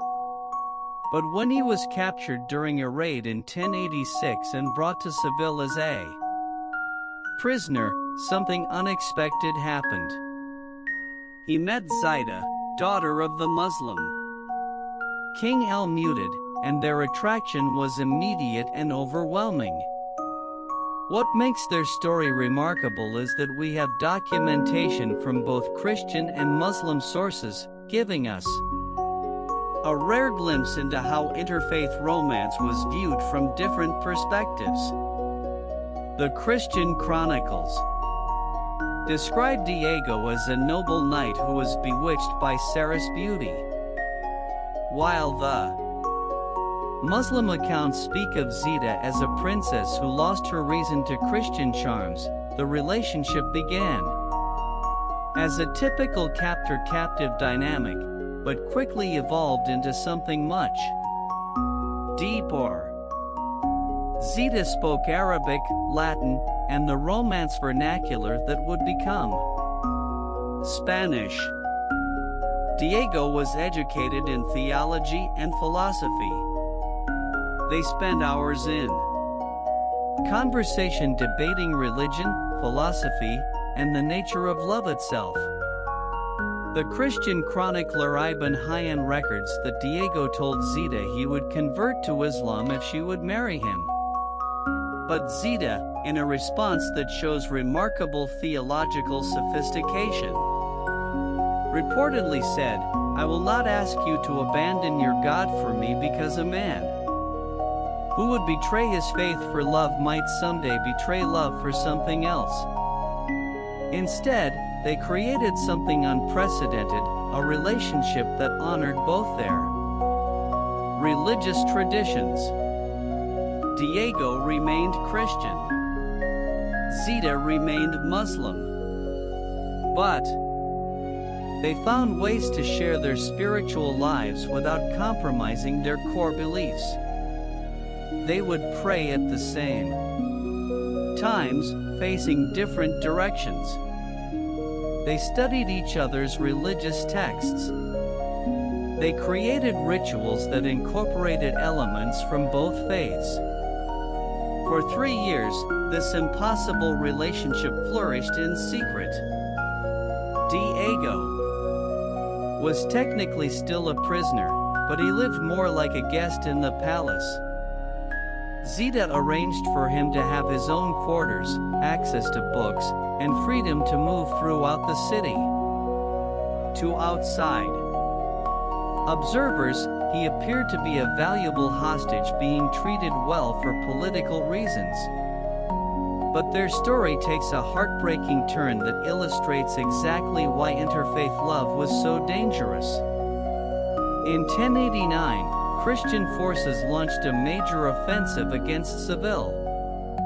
Diego was faced with an impossible choice: warn his beloved and her family about the impending attack, or remain loyal to his Christian compatriots who were planning to destroy everything she held dear. Diego chose love over loyalty. He warned Zeta's father about the Christian battle plans, allowing the Muslim forces to prepare an effective defense. The Christian attack failed, but Diego's betrayal was discovered. He was declared a traitor by his own people and could never return to Christian lands. But the Muslim court also became suspicious of Diego's loyalties. If he could betray Christians for love, might he not also betray Muslims for some other reason? The very act that proved his devotion to Zita also made him an outsider in both communities. The solution they found was as creative as it was desperate. Diego and Zita fled together to the borderlands between Christian and Muslim territories, where they lived as traders and interpreters. Their knowledge of both cultures and languages made them valuable to merchants and diplomats who needed to cross religious boundaries for business. For over a decade, they lived in this liminal space between worlds, belonging fully to neither, but creating their own unique life together. Their children were raised to understand both Christian and Muslim traditions, and some of the earliest examples of truly multicultural education in medieval Europe came from families like theirs. But perhaps the most remarkable interfaith love story comes from the First Crusade itself, documented in multiple chronicle sources. Robert of Normandy, one of the leaders of the crusade, fell in love with a Muslim woman named Kaboga during the siege of Antioch in 1098. This relationship was scandalous beyond belief. Robert was literally leading a holy war against Islam, and Kaboga was the daughter of the Muslim commander defending the city. Their love affair began during a temporary truce and continued even as their respective armies were fighting around them. The Crusade Chronicles described secret meetings between Robert and Koga in a ruined church between the two armies. They would meet at dawn before the day's fighting began and discuss everything except the war that was tearing their worlds apart. Robert taught Kaboga Latin poetry and she taught him Arabic calligraphy. What makes their story even more extraordinary is that both sides knew about the relationship and for different reasons allowed it to continue. The Christian leaders hoped that Robert's relationship with Kaboga might provide intelligence about Muslim battle plans. The Muslim defenders thought that Kaboga might be able to influence Robert to make strategic mistakes. Both sides were wrong. Robert and Kaboga maintained their relationship without betraying military secrets to each other. They created a space of pure personal connection that existed independently of the political and military conflicts surrounding them. When Antioch finally fell to the Crusaders, Kaboga disappeared. Some sources suggest she fled to Damascus. Others claim she disguised herself as a Christian pilgrim and followed the crusade to Jerusalem. Robert spent the rest of his life searching for her, eventually abandoning the crusade entirely to pursue rumors of her whereabouts throughout the Eastern Mediterranean. The Jewish experience of interfaith love in medieval Europe was particularly complex because Jews were often caught between Christian and Muslim conflicts while maintaining their own distinct religious identity. The most documented case comes from 13th century Cordoba involving Abraham Ibn Ezra, a Jewish scholar, and Maria de Leon, Christian noblewoman who had converted from Islam. Their relationship illustrates the incredible complexity of interfaith romance in medieval Spain, where religious identity was often fluid, and conversion was sometimes a matter of survival rather than conviction. Abraham was a renowned philosopher and poet whose work was respected by Christian, Muslim, and Jewish intellectuals.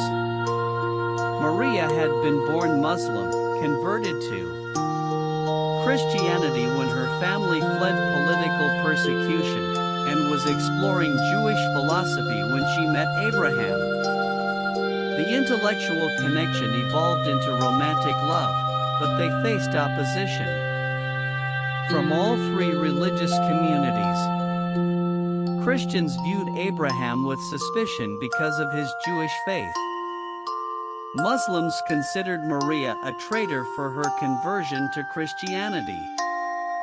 And many Jews were uncomfortable with Abraham's relationship with a woman who had been born into another faith. The solution they found was remarkable for its theological sophistication.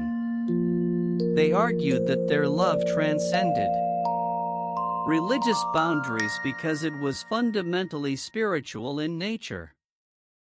they claimed that God had brought them together, not despite their different backgrounds, but because of them. Their relationship was a living example of how divine love could unite rather than divide.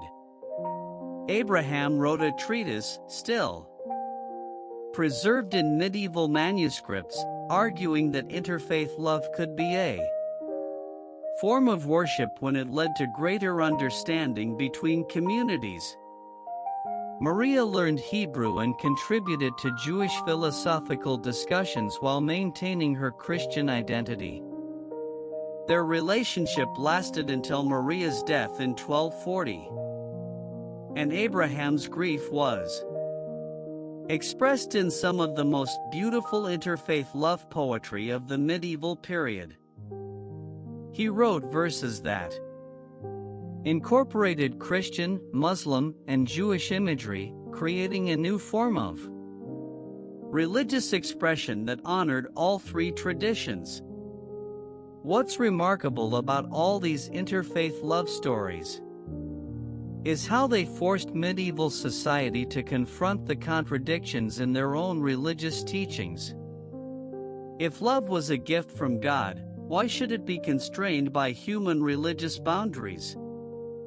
If different faiths all claim to worship the same divine source, why couldn't that common ground be the foundation for human connection? These relationships didn't just challenge religious authority. They created new forms of spirituality that were more inclusive and more complex than traditional Orthodox teachings. The children of interfaith couples often became bridges between communities, serving as translators, diplomats, and cultural ambassadors who could navigate multiple religious worlds. But even as some interfaith couples were finding ways to build bridges between religious communities, there was another form of forbidden love that challenged the very foundations of medieval society. Relationships that existed within the walls of religious institutions themselves, where spiritual authority met human desire in ways that would scandalize the entire Christian world. What I'm about to tell you sounds like medieval gossip, but it's actually documented history. Some of the most scandalous, most passionate, and most politically explosive love affairs in medieval Europe happened between people who had sworn sacred vows of celibacy. And I'm not talking about isolated incidents. I'm talking about systematic patterns of forbidden romance within the very institutions that were supposed to be examples of spiritual purity. The medieval church was built on a foundation of celibacy. Priests, monks, nuns, and higher church officials all took vows promising to renounce earthly love in service to God. But here's what the church didn't anticipate: putting passionate, intelligent people together in enclosed communities and telling them they couldn't fall in love was like creating a pressure cooker for a romantic drama.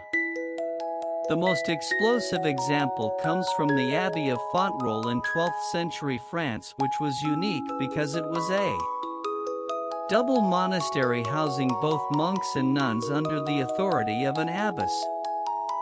This arrangement was supposed to demonstrate that spiritual love could transcend gender differences. Instead, it became the setting for one of the most documented love scandals in medieval history.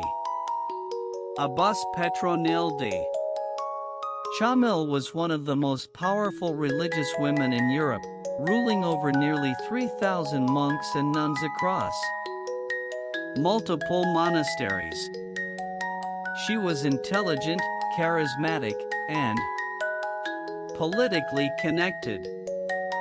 Her monastery was the burial place of English royalty, and she regularly advised kings and queens on matters of state. But in 1174, at age 38, she fell in love with Robert d'Arbresil, the monk who served as her spiritual advisor. What makes their story extraordinary is that we have their actual correspondence preserved in the monastery archives, because their letters were considered too theologically sophisticated to destroy. These weren't simple love letters. They were complex theological treatises that used religious language to express passionate romantic feelings. In one letter, Petronille wrote to Robert, "You have become the Christ to my Mary Magdalene, and I find in serving you a form of divine worship that surpasses all other prayers." Robert responded, "In loving you, I have found a path to God that no theological study could provide. Your soul calls to mind across the darkness of this earthly existence." The genius of their approach was that they framed their relationship in theological terms that made it difficult for church authorities to condemn. They argued that their love was a form of mystical experience, a direct connection to divine truth that transcended ordinary human relationships. They claimed that their emotional and physical intimacy was actually a form of prayer, a way of experiencing the union between Christ and the Church. For nearly 2 years, their relationship continued openly within the monastery. Other nuns and monks knew what was happening, but the theological complexity of Petronille and Robert's defense made it impossible for anyone to formally object. How do you accuse someone of sin when they're claiming their actions are a form of worship? The scandal finally erupted when Petronilla became pregnant. There was no way to theologically explain away a baby, and the political implications were enormous. Fontro was closely connected to the English royal family, and a pregnant abbess would have created a crisis that could have affected international relations. But what happened next shows you just how much power Petronille wielded. Instead of being removed from office or excommunicated, she negotiated an extraordinary settlement with church authorities. She agreed to step down as abbess, but only temporarily. She would have her child in secret, arrange for it to be raised by relatives, and then return to religious life with full restoration of her authority. The church agreed to this arrangement because Petronille's political connections made her too valuable to lose. She returned to power after 18 months and ruled Fontevraud for another 20 years, becoming one of the most influential religious figures of her generation. Robert, meanwhile, was quietly transferred to a monastery in Spain, where he spent the rest of his life writing mystical poetry that many scholars believe was inspired by his relationship with Petronille. But Fontevraud wasn't the only religious community dealing with forbidden romance.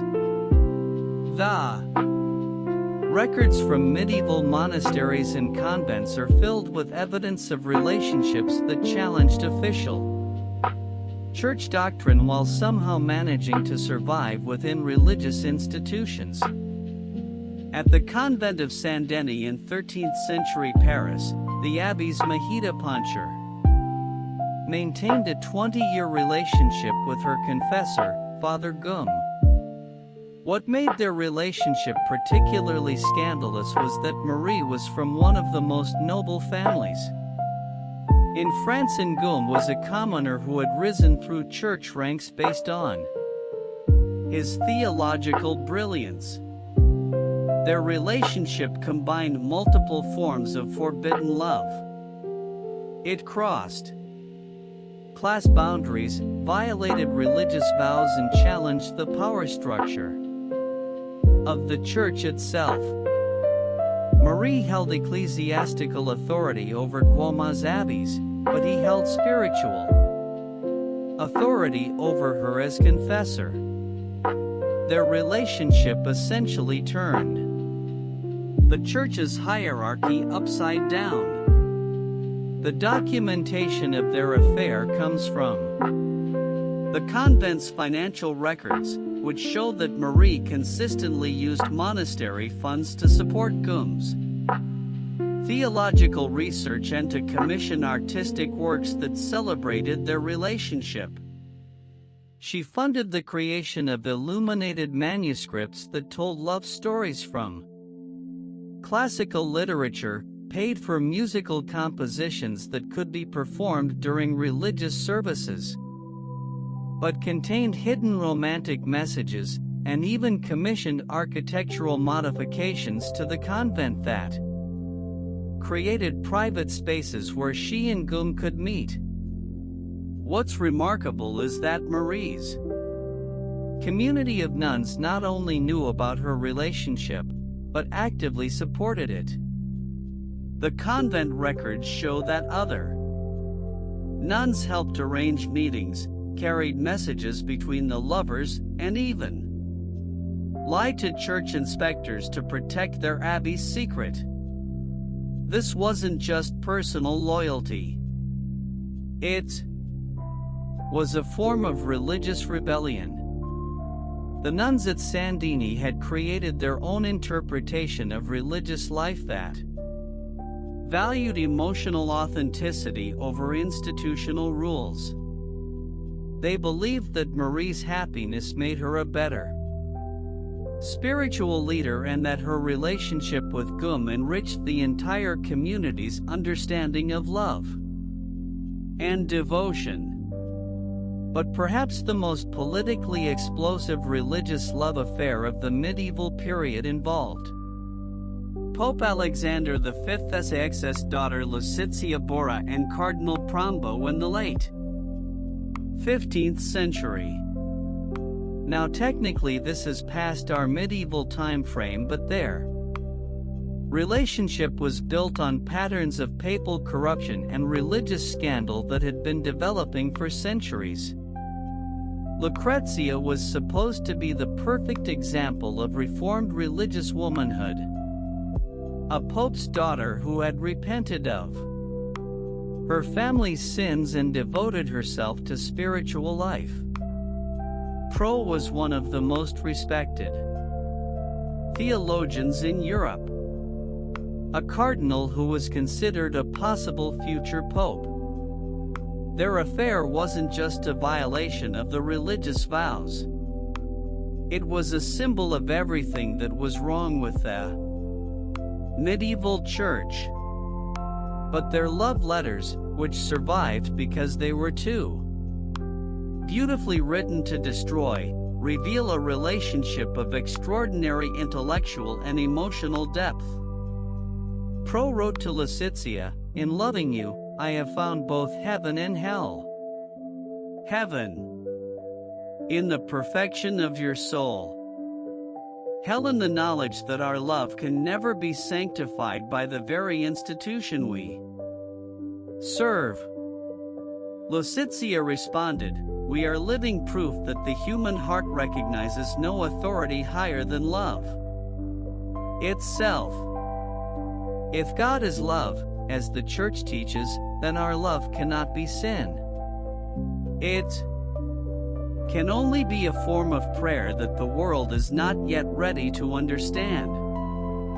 Their relationship lasted for over a decade and produced some of the most sophisticated theological writing of the Renaissance period. They collaborated on treatises about the nature of divine love, the relationship between spiritual and physical passion, and the possibility of reforming the church from within through authentic spiritual experience. What's fascinating about all these religious love affairs is how they influenced actual church policy over time. The constant scandals involving celibate clergy led to gradual changes in how the church handled these situations. Instead of automatic excommunication, church authorities began developing more nuanced approaches that took into account the political and social implications of each case.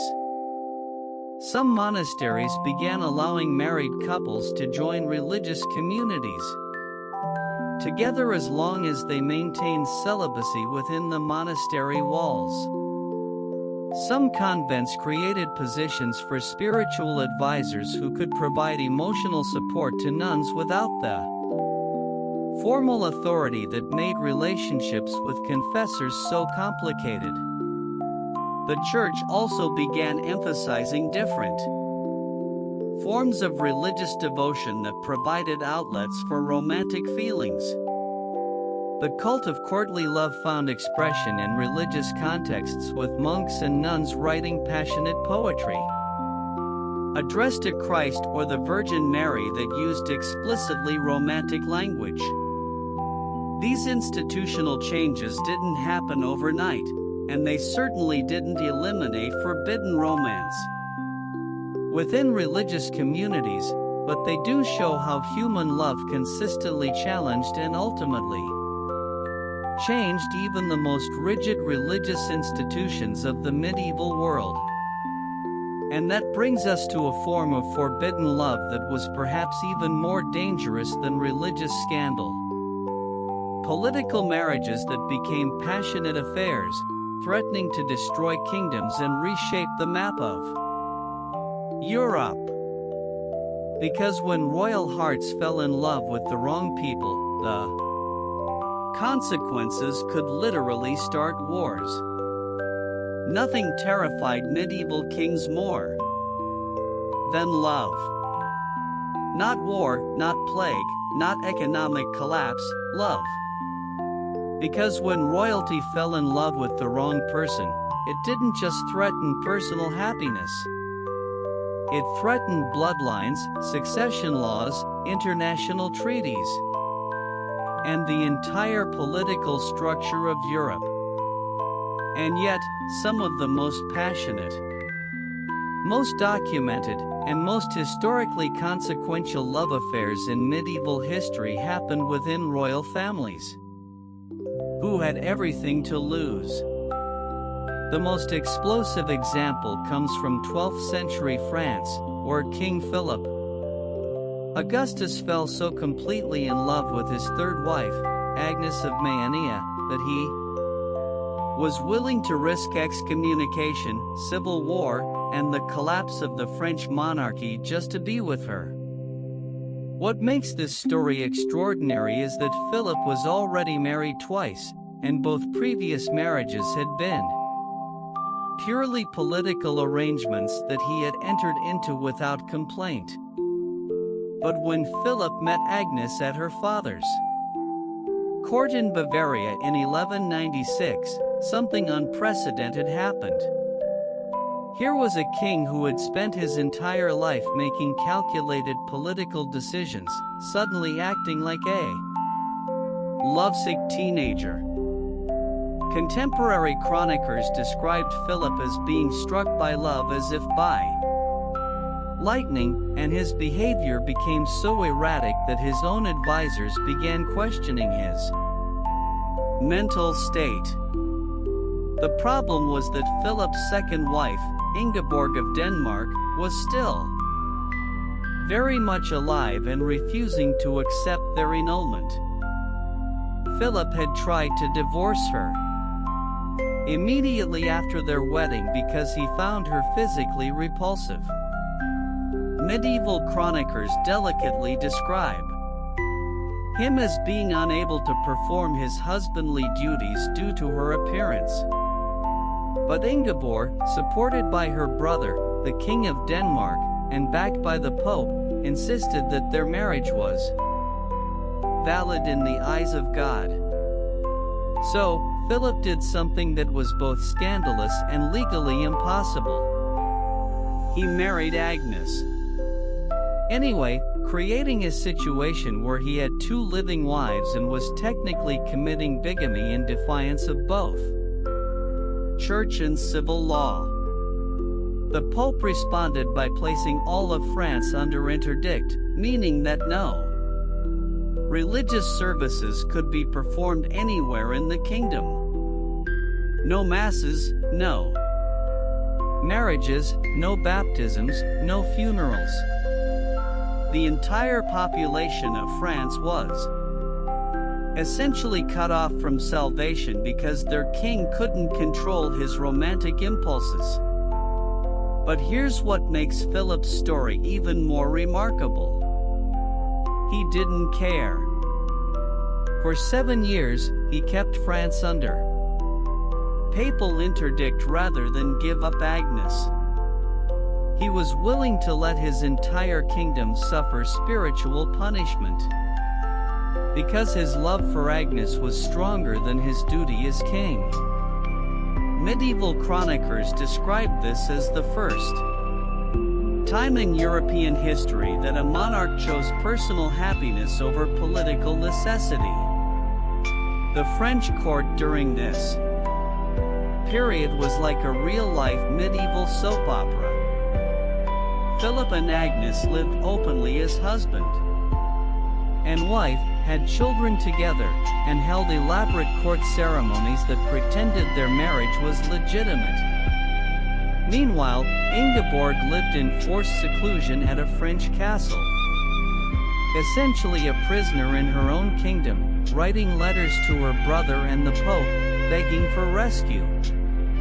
Agnes, for her part, played her impossible role with remarkable grace. She knew that her marriage was legally invalid and that she could be abandoned at any moment if political pressures became too great. But she also knew that Philip's love for her was genuine and that she held unprecedented influence over one of the most powerful men in Europe. The Contemporary Chronicle of Rigord describes Agnes as using her position to advocate for religious reform, charitable works, and more humane treatment of prisoners. She essentially became an unofficial queen who wielded real political power while technically having no legal status whatsoever. It was a precarious position that required extraordinary intelligence and diplomatic skill. The crisis finally ended in 1200 when Agnes died in childbirth. Philip's grief was so overwhelming that he immediately capitulated to papal demands, restored Ingeborg as his legitimate wife, and spent the next decade trying to make amends for the 7 years of interdict. But the damage to his reputation was permanent. Philip Augustus, who should be remembered as one of France's greatest military kings, is instead remembered as the monarch who chose love over duty. But royal forbidden love wasn't always about defying marriage laws. Sometimes it was about falling in love within arranged marriages that were supposed to be purely political. The most famous example is the relationship between King Edward III of England and his Queen Philippa of Han, which began as a typical medieval political alliance and evolved into one of the most passionate royal love stories in European history. Edward and Philippa were betrothed when he was 14 and she was 8 as part of a complex diplomatic arrangement between England, France, and the Low Countries. They met exactly twice before their wedding in 1328, and by all accounts, neither was particularly impressed with the other. Edward was described as a serious, ambitious young man who was focused entirely on military conquest. Philippa was reportedly shy, devoutly religious, and completely unprepared for the political complexities of being Queen of England. But the relationship transformed after the Battle of Cre in 1346, where Philippa proved herself to be far more than a decorative royal wife. When Scottish forces invaded northern England, while Edward was fighting in France, Philippa personally led the English defense. She rode with the army, gave speeches to inspire the troops, and was present at the Battle of Neville's Cross, where the Scottish king was captured. Edward's reaction to news of his wife's military success was unprecedented in medieval royal correspondence.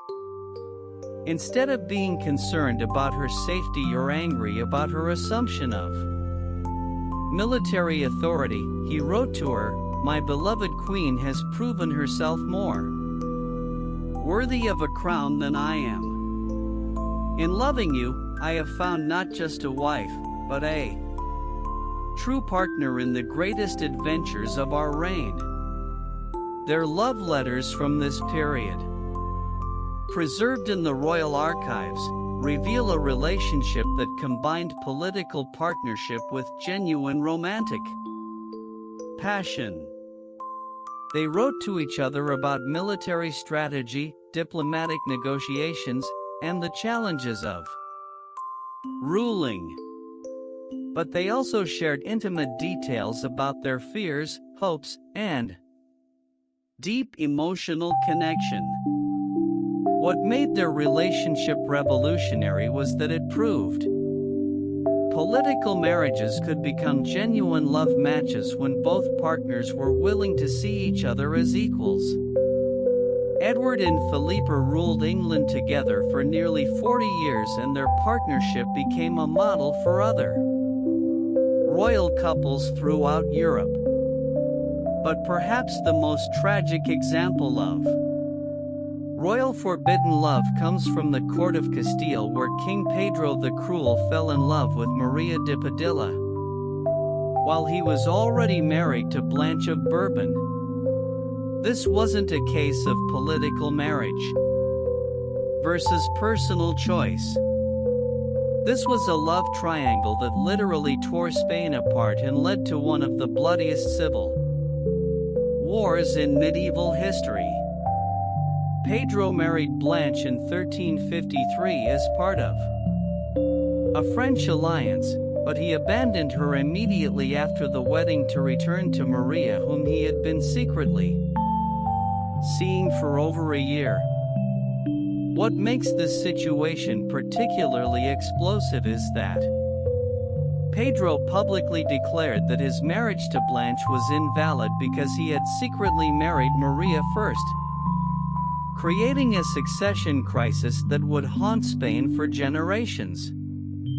The ensuing civil war lasted for 15 years and involved England, France, and several Italian city-states.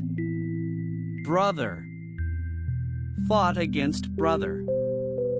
Noble families were destroyed, and entire regions of Spain were devastated. All because a king chose personal love over political duty. Pedro eventually died in single combat against his own half-brother, who had been backed by French forces supporting Blanche's claim to legitimacy. But here's what makes Pedro's story more than just a cautionary tale about royal irresponsibility. His relationship with Maria was documented as one of the most passionate and intellectually sophisticated partnerships in medieval history. Maria was not just a royal mistress. She was Pedro's closest political advisor, diplomatic negotiator, and intellectual companion. The letters between Pedro and Maria, preserved in the Castilian Royal Archives, reveal a couple who saw themselves as partners in creating a new form of monarchy based on personal choice rather than dynastic obligation. They believed that their love was so genuine, so spiritually meaningful that it superseded legal and political constraints. Maria wrote to Pedro, "We have chosen each other not just as lovers, but as collaborators in reshaping what it means to rule. Our love is not separate from our political vision.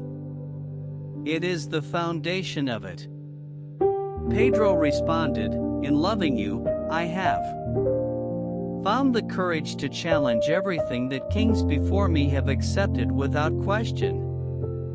Their political experiment failed catastrophically, but their personal relationship endured, even through civil war and international condemnation. When Maria died in 1361, Pedro's grief was so profound that he essentially stopped functioning as a king. He became reckless in battle, made increasingly erratic political decisions, and ultimately sought death as a way to join Maria. What's remarkable about all these royal love stories is how they reveal the impossible tension at the heart of medieval monarchy. Kings and queens were supposed to be above human emotions, making decisions based purely on political calculation and dynastic necessity, but they were also human beings with hearts that couldn't be controlled by law or custom. These royal love affairs didn't just affect individual lives. They changed the course of European history. Wars were fought, alliances were broken, succession laws were rewritten, and entire political systems were restructured because monarchs chose love over duty. And that brings us to something that might surprise you. While kings and queens were struggling with the political consequences of forbidden love, there was an entire underground network of people who had turned the concealment of forbidden relationships into an art form. These were the secret communicators, the code makers, and the creative geniuses who developed methods of expressing love that were so sophisticated, so beautiful, and so cleverly disguised that they're still studied by scholars today. Picture this. You're desperately in love with someone you're forbidden to be with, but you're also incredibly creative and have way too much time on your hands. What do you do if you're a medieval person? You invent the most elaborate, ingenious, and sometimes completely ridiculous methods of secret communication that human beings have ever devised. And I'm not exaggerating. Some of these techniques were so sophisticated that modern cryptographers study them to understand the evolution of secret codes. The medieval period was the golden age of hidden love messages, and the creativity that went into concealing romantic communication was absolutely extraordinary. These weren't just simple coded letters.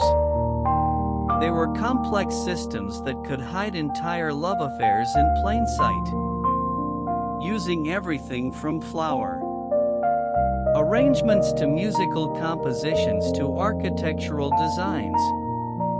The most famous example comes from the court of Meridi, Champin in 12th century France, where troubadours developed what they called trobarclus closed or hidden poetry.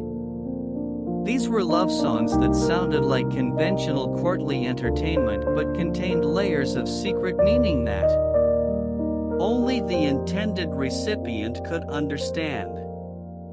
Gundam Masho. One of the most celebrated medieval composers, created what might be the most sophisticated example of musical cryptography ever devised. In 1360, he composed a motet called Quanthesis Niervoir for his secret lover, a married noblewoman whose identity remained hidden for over 600 years until musicologists finally cracked the code. Here's how it worked. Gum embedded his lover's name into the musical structure itself. The rhythm of the upper voice spelled out her name in a medieval musical cipher. The intervals between notes corresponded to letters in her personal motto. And the overall structure of the piece created an acrostic that declared his love in Latin, French, and the local dialects simultaneously. But the most ingenious part was that Gum designed the motet to be performed at public court gatherings where his lover could sit with her husband and listen to a passionate declaration of love that was completely invisible to everyone else in the room. She would hear Gum singing directly to her, promising eternal devotion and describing their secret meetings, while her husband and the entire court heard only a conventional religious composition about biblical love. The musical code was so complex that it took modern scholars using computer analysis to fully decode it. They discovered that Gu-Dam had encoded not just romantic messages, but also practical information about when and where they could meet, warnings about suspicious behavior from her husband, and even references to their physical relationship that were hidden in musical metaphors. But musicians weren't the only ones getting creative with secret communication. Medieval lovers also developed elaborate systems using visual arts, architecture, and even landscaping to hide their messages.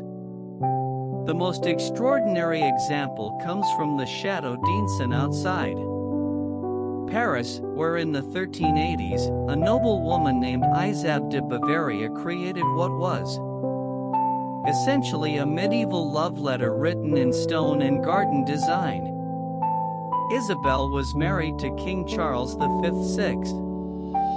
of France, but she was having a passionate affair with her husband's brother, Louis of Orleans. Instead of writing dangerous letters that could be intercepted, Isabelle redesigned the gardens at Vincennes to tell the story of her relationship with Louis.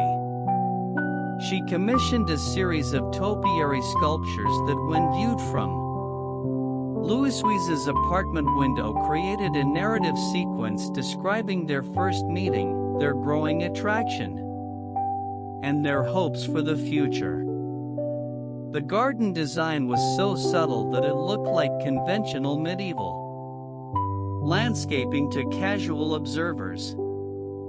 But for Lucy, who knew the code, every hedge, every flower bed, and every pathway told part of their love story. When Isabelle wanted to communicate with Louis Wiss, she would have the gardeners alter specific elements of the landscape, creating a constantly changing love letter that could be read from his window. The system worked for over a decade, allowing Isabeau and Louis to maintain their affair while living in the same palace as her husband. The king never suspected that his own garden was being used as a secret communication device by his wife and brother. But perhaps the most ingenious medieval love code was developed by a German nun named Harriet of Landsberg in the late 12th century. Harriet was the abbess of Hohenberg Abbey, and she was secretly in love with a monk from a neighboring monastery. since direct communication between them was impossible. Herod created what she called the Hortus Dicarum, the Garden of Delights, which appeared to be a religious encyclopedia, but was actually an elaborate love letter disguised as theological scholarship. The Hortus Dicarum contained over 300 illuminated manuscripts that told biblical stories, explained church doctrine, and provided spiritual guidance for nuns. But hidden within the religious text were acrostic poems, coded symbols, and hidden meanings that communicated Herod's feelings to her beloved monk. Modern scholars have discovered that Herod embedded her lover's name in dozens of illuminated capital letters, created visual puns that referenced their secret meetings, and even included detailed maps of the monastery grounds that showed him where to leave response messages. The entire work was essentially a medieval graphic novel about their relationship disguised as religious education. What makes Herod's system even more remarkable is that it was designed to be copied and distributed to other monasteries, allowing her to send her love messages directly to her beloved while maintaining her reputation as a serious religious scholar. For over 30 years, monks throughout the Holy Roman Empire studied and copied Herod's work, completely unaware that they were helping to distribute one of the most elaborate love letters in medieval history. But secret communication wasn't limited to the educated elite. Even peasants and merchants developed creative ways to hide romantic messages from disapproving families and communities. The most common method was through what historians call lovers' tokens, everyday objects that were modified to carry hidden meanings. A baker might deliver bread to his beloved with specific patterns of cuts in the crust that spelled out messages. A seamstress might embroider seemingly decorative patterns into clothing that actually contained coded declarations of love. A blacksmith might create horseshoes or tools with particular markings that communicated meeting times and locations. One of the most documented examples comes from 14th century England, where a merchant named John Kemp and a married woman named Marjorie Potton maintained a secret correspondence for over 20 years using a system of altered household objects. John would deliver goods to Marjorie's household and they would communicate by making specific modifications to everyday items. A cup with scratches in a particular pattern meant "I love you." A wooden bowl with tiny holes drilled in specific locations gave the time and place for their next meeting. Even salt and pepper shakers were modified to carry messages about their relationship. The past family archives, which survived because they were legally important business documents, accidentally preserved evidence of this secret communication system. Modern historians studying medieval trade practices discovered that many of the damaged goods described in merchant records were actually carrying coded love messages. Perhaps the most touching example of medieval secret communication comes from the story of two French peasants, Pierre and Marie, who lived in the village of Montaut in the early 14th century.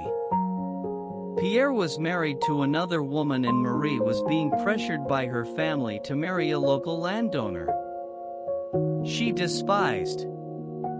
Since they were both illiterate, Pierre and Marie developed a system of communication using sheep. Pierre was a shepherd, and Marie helped tend her family's flock. They trained specific sheep to carry messages by tying coated knots and wool around the animals' necks. Different knot patterns meant different things. 3 knots tied with red thread meant, "I love you." 5 knots with blue thread meant, "Meet me at the old oak tree," and so on. 4. Over 2 years, they maintained their relationship by sending sheep back and forth between their flocks, carrying messages that no one else could understand. Their system was so effective that it might never have been discovered except that it was documented during the Inquisition trials of 1318 to 1325. When the Catholic Church was investigating heretical practices in the region. The Inquisition records described the sheep messaging system in detail, apparently because church officials were trying to determine whether it constituted some form of witchcraft or demonic communication.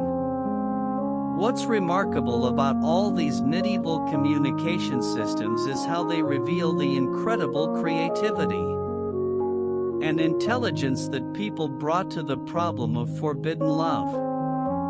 When society makes love illegal or impossible, people don't stop loving, they just get incredibly good at hiding it. These secret communication methods also had lasting impact on the development of art, literature, and music. Many of the techniques that medieval lovers used to hide their messages became fundamental elements of European cultural expression. The tradition of hidden meanings in poetry, the use of symbolic imagery and visual arts, and the development of complex musical structures, all trace back to medieval people trying to communicate about forbidden love. Modern cryptographers study medieval love codes, not just for their historical interest, but because they represent some of the most sophisticated examples of steganography, the art of hiding information in plain sight ever developed. Some of the techniques that medieval lovers invented are still used in modern intelligence work and digital security. And that brings us to something that might be the most important lesson from all these medieval love stories. The price that people were willing to pay for forbidden love, and what those costs reveal about the true nature of human passion. Because when you look at the punishments that medieval society imposed on people who loved outside the rules, you begin to understand just how powerful love really is. The consequences of forbidden love in medieval times weren't just harsh. They were designed to be so terrifying that the mere thought of them would stop people from following their hearts. And yet, as we've seen throughout these stories, people chose love anyway. Which raises the question, what kind of love is worth risking absolutely everything for? Medieval punishments for forbidden love were crafted with psychological precision. They weren't just meant to hurt the offenders. They were meant to send a message to everyone else about what happened when you challenged the social order. The punishments were public, brutal, and designed to destroy not just individuals, but the very possibility that others might make similar choices. The most documented case of extreme punishment comes from 13th century England, where Lady Joan de Clare was caught in adultery with a knight from her husband's household. Joan wasn't just any noble woman. She was the daughter of an earl and married to one of King Edward's closest advisors. Her affair threatened not just her marriage, but the political alliance between two of the most powerful families in England. The punishment that was decreed.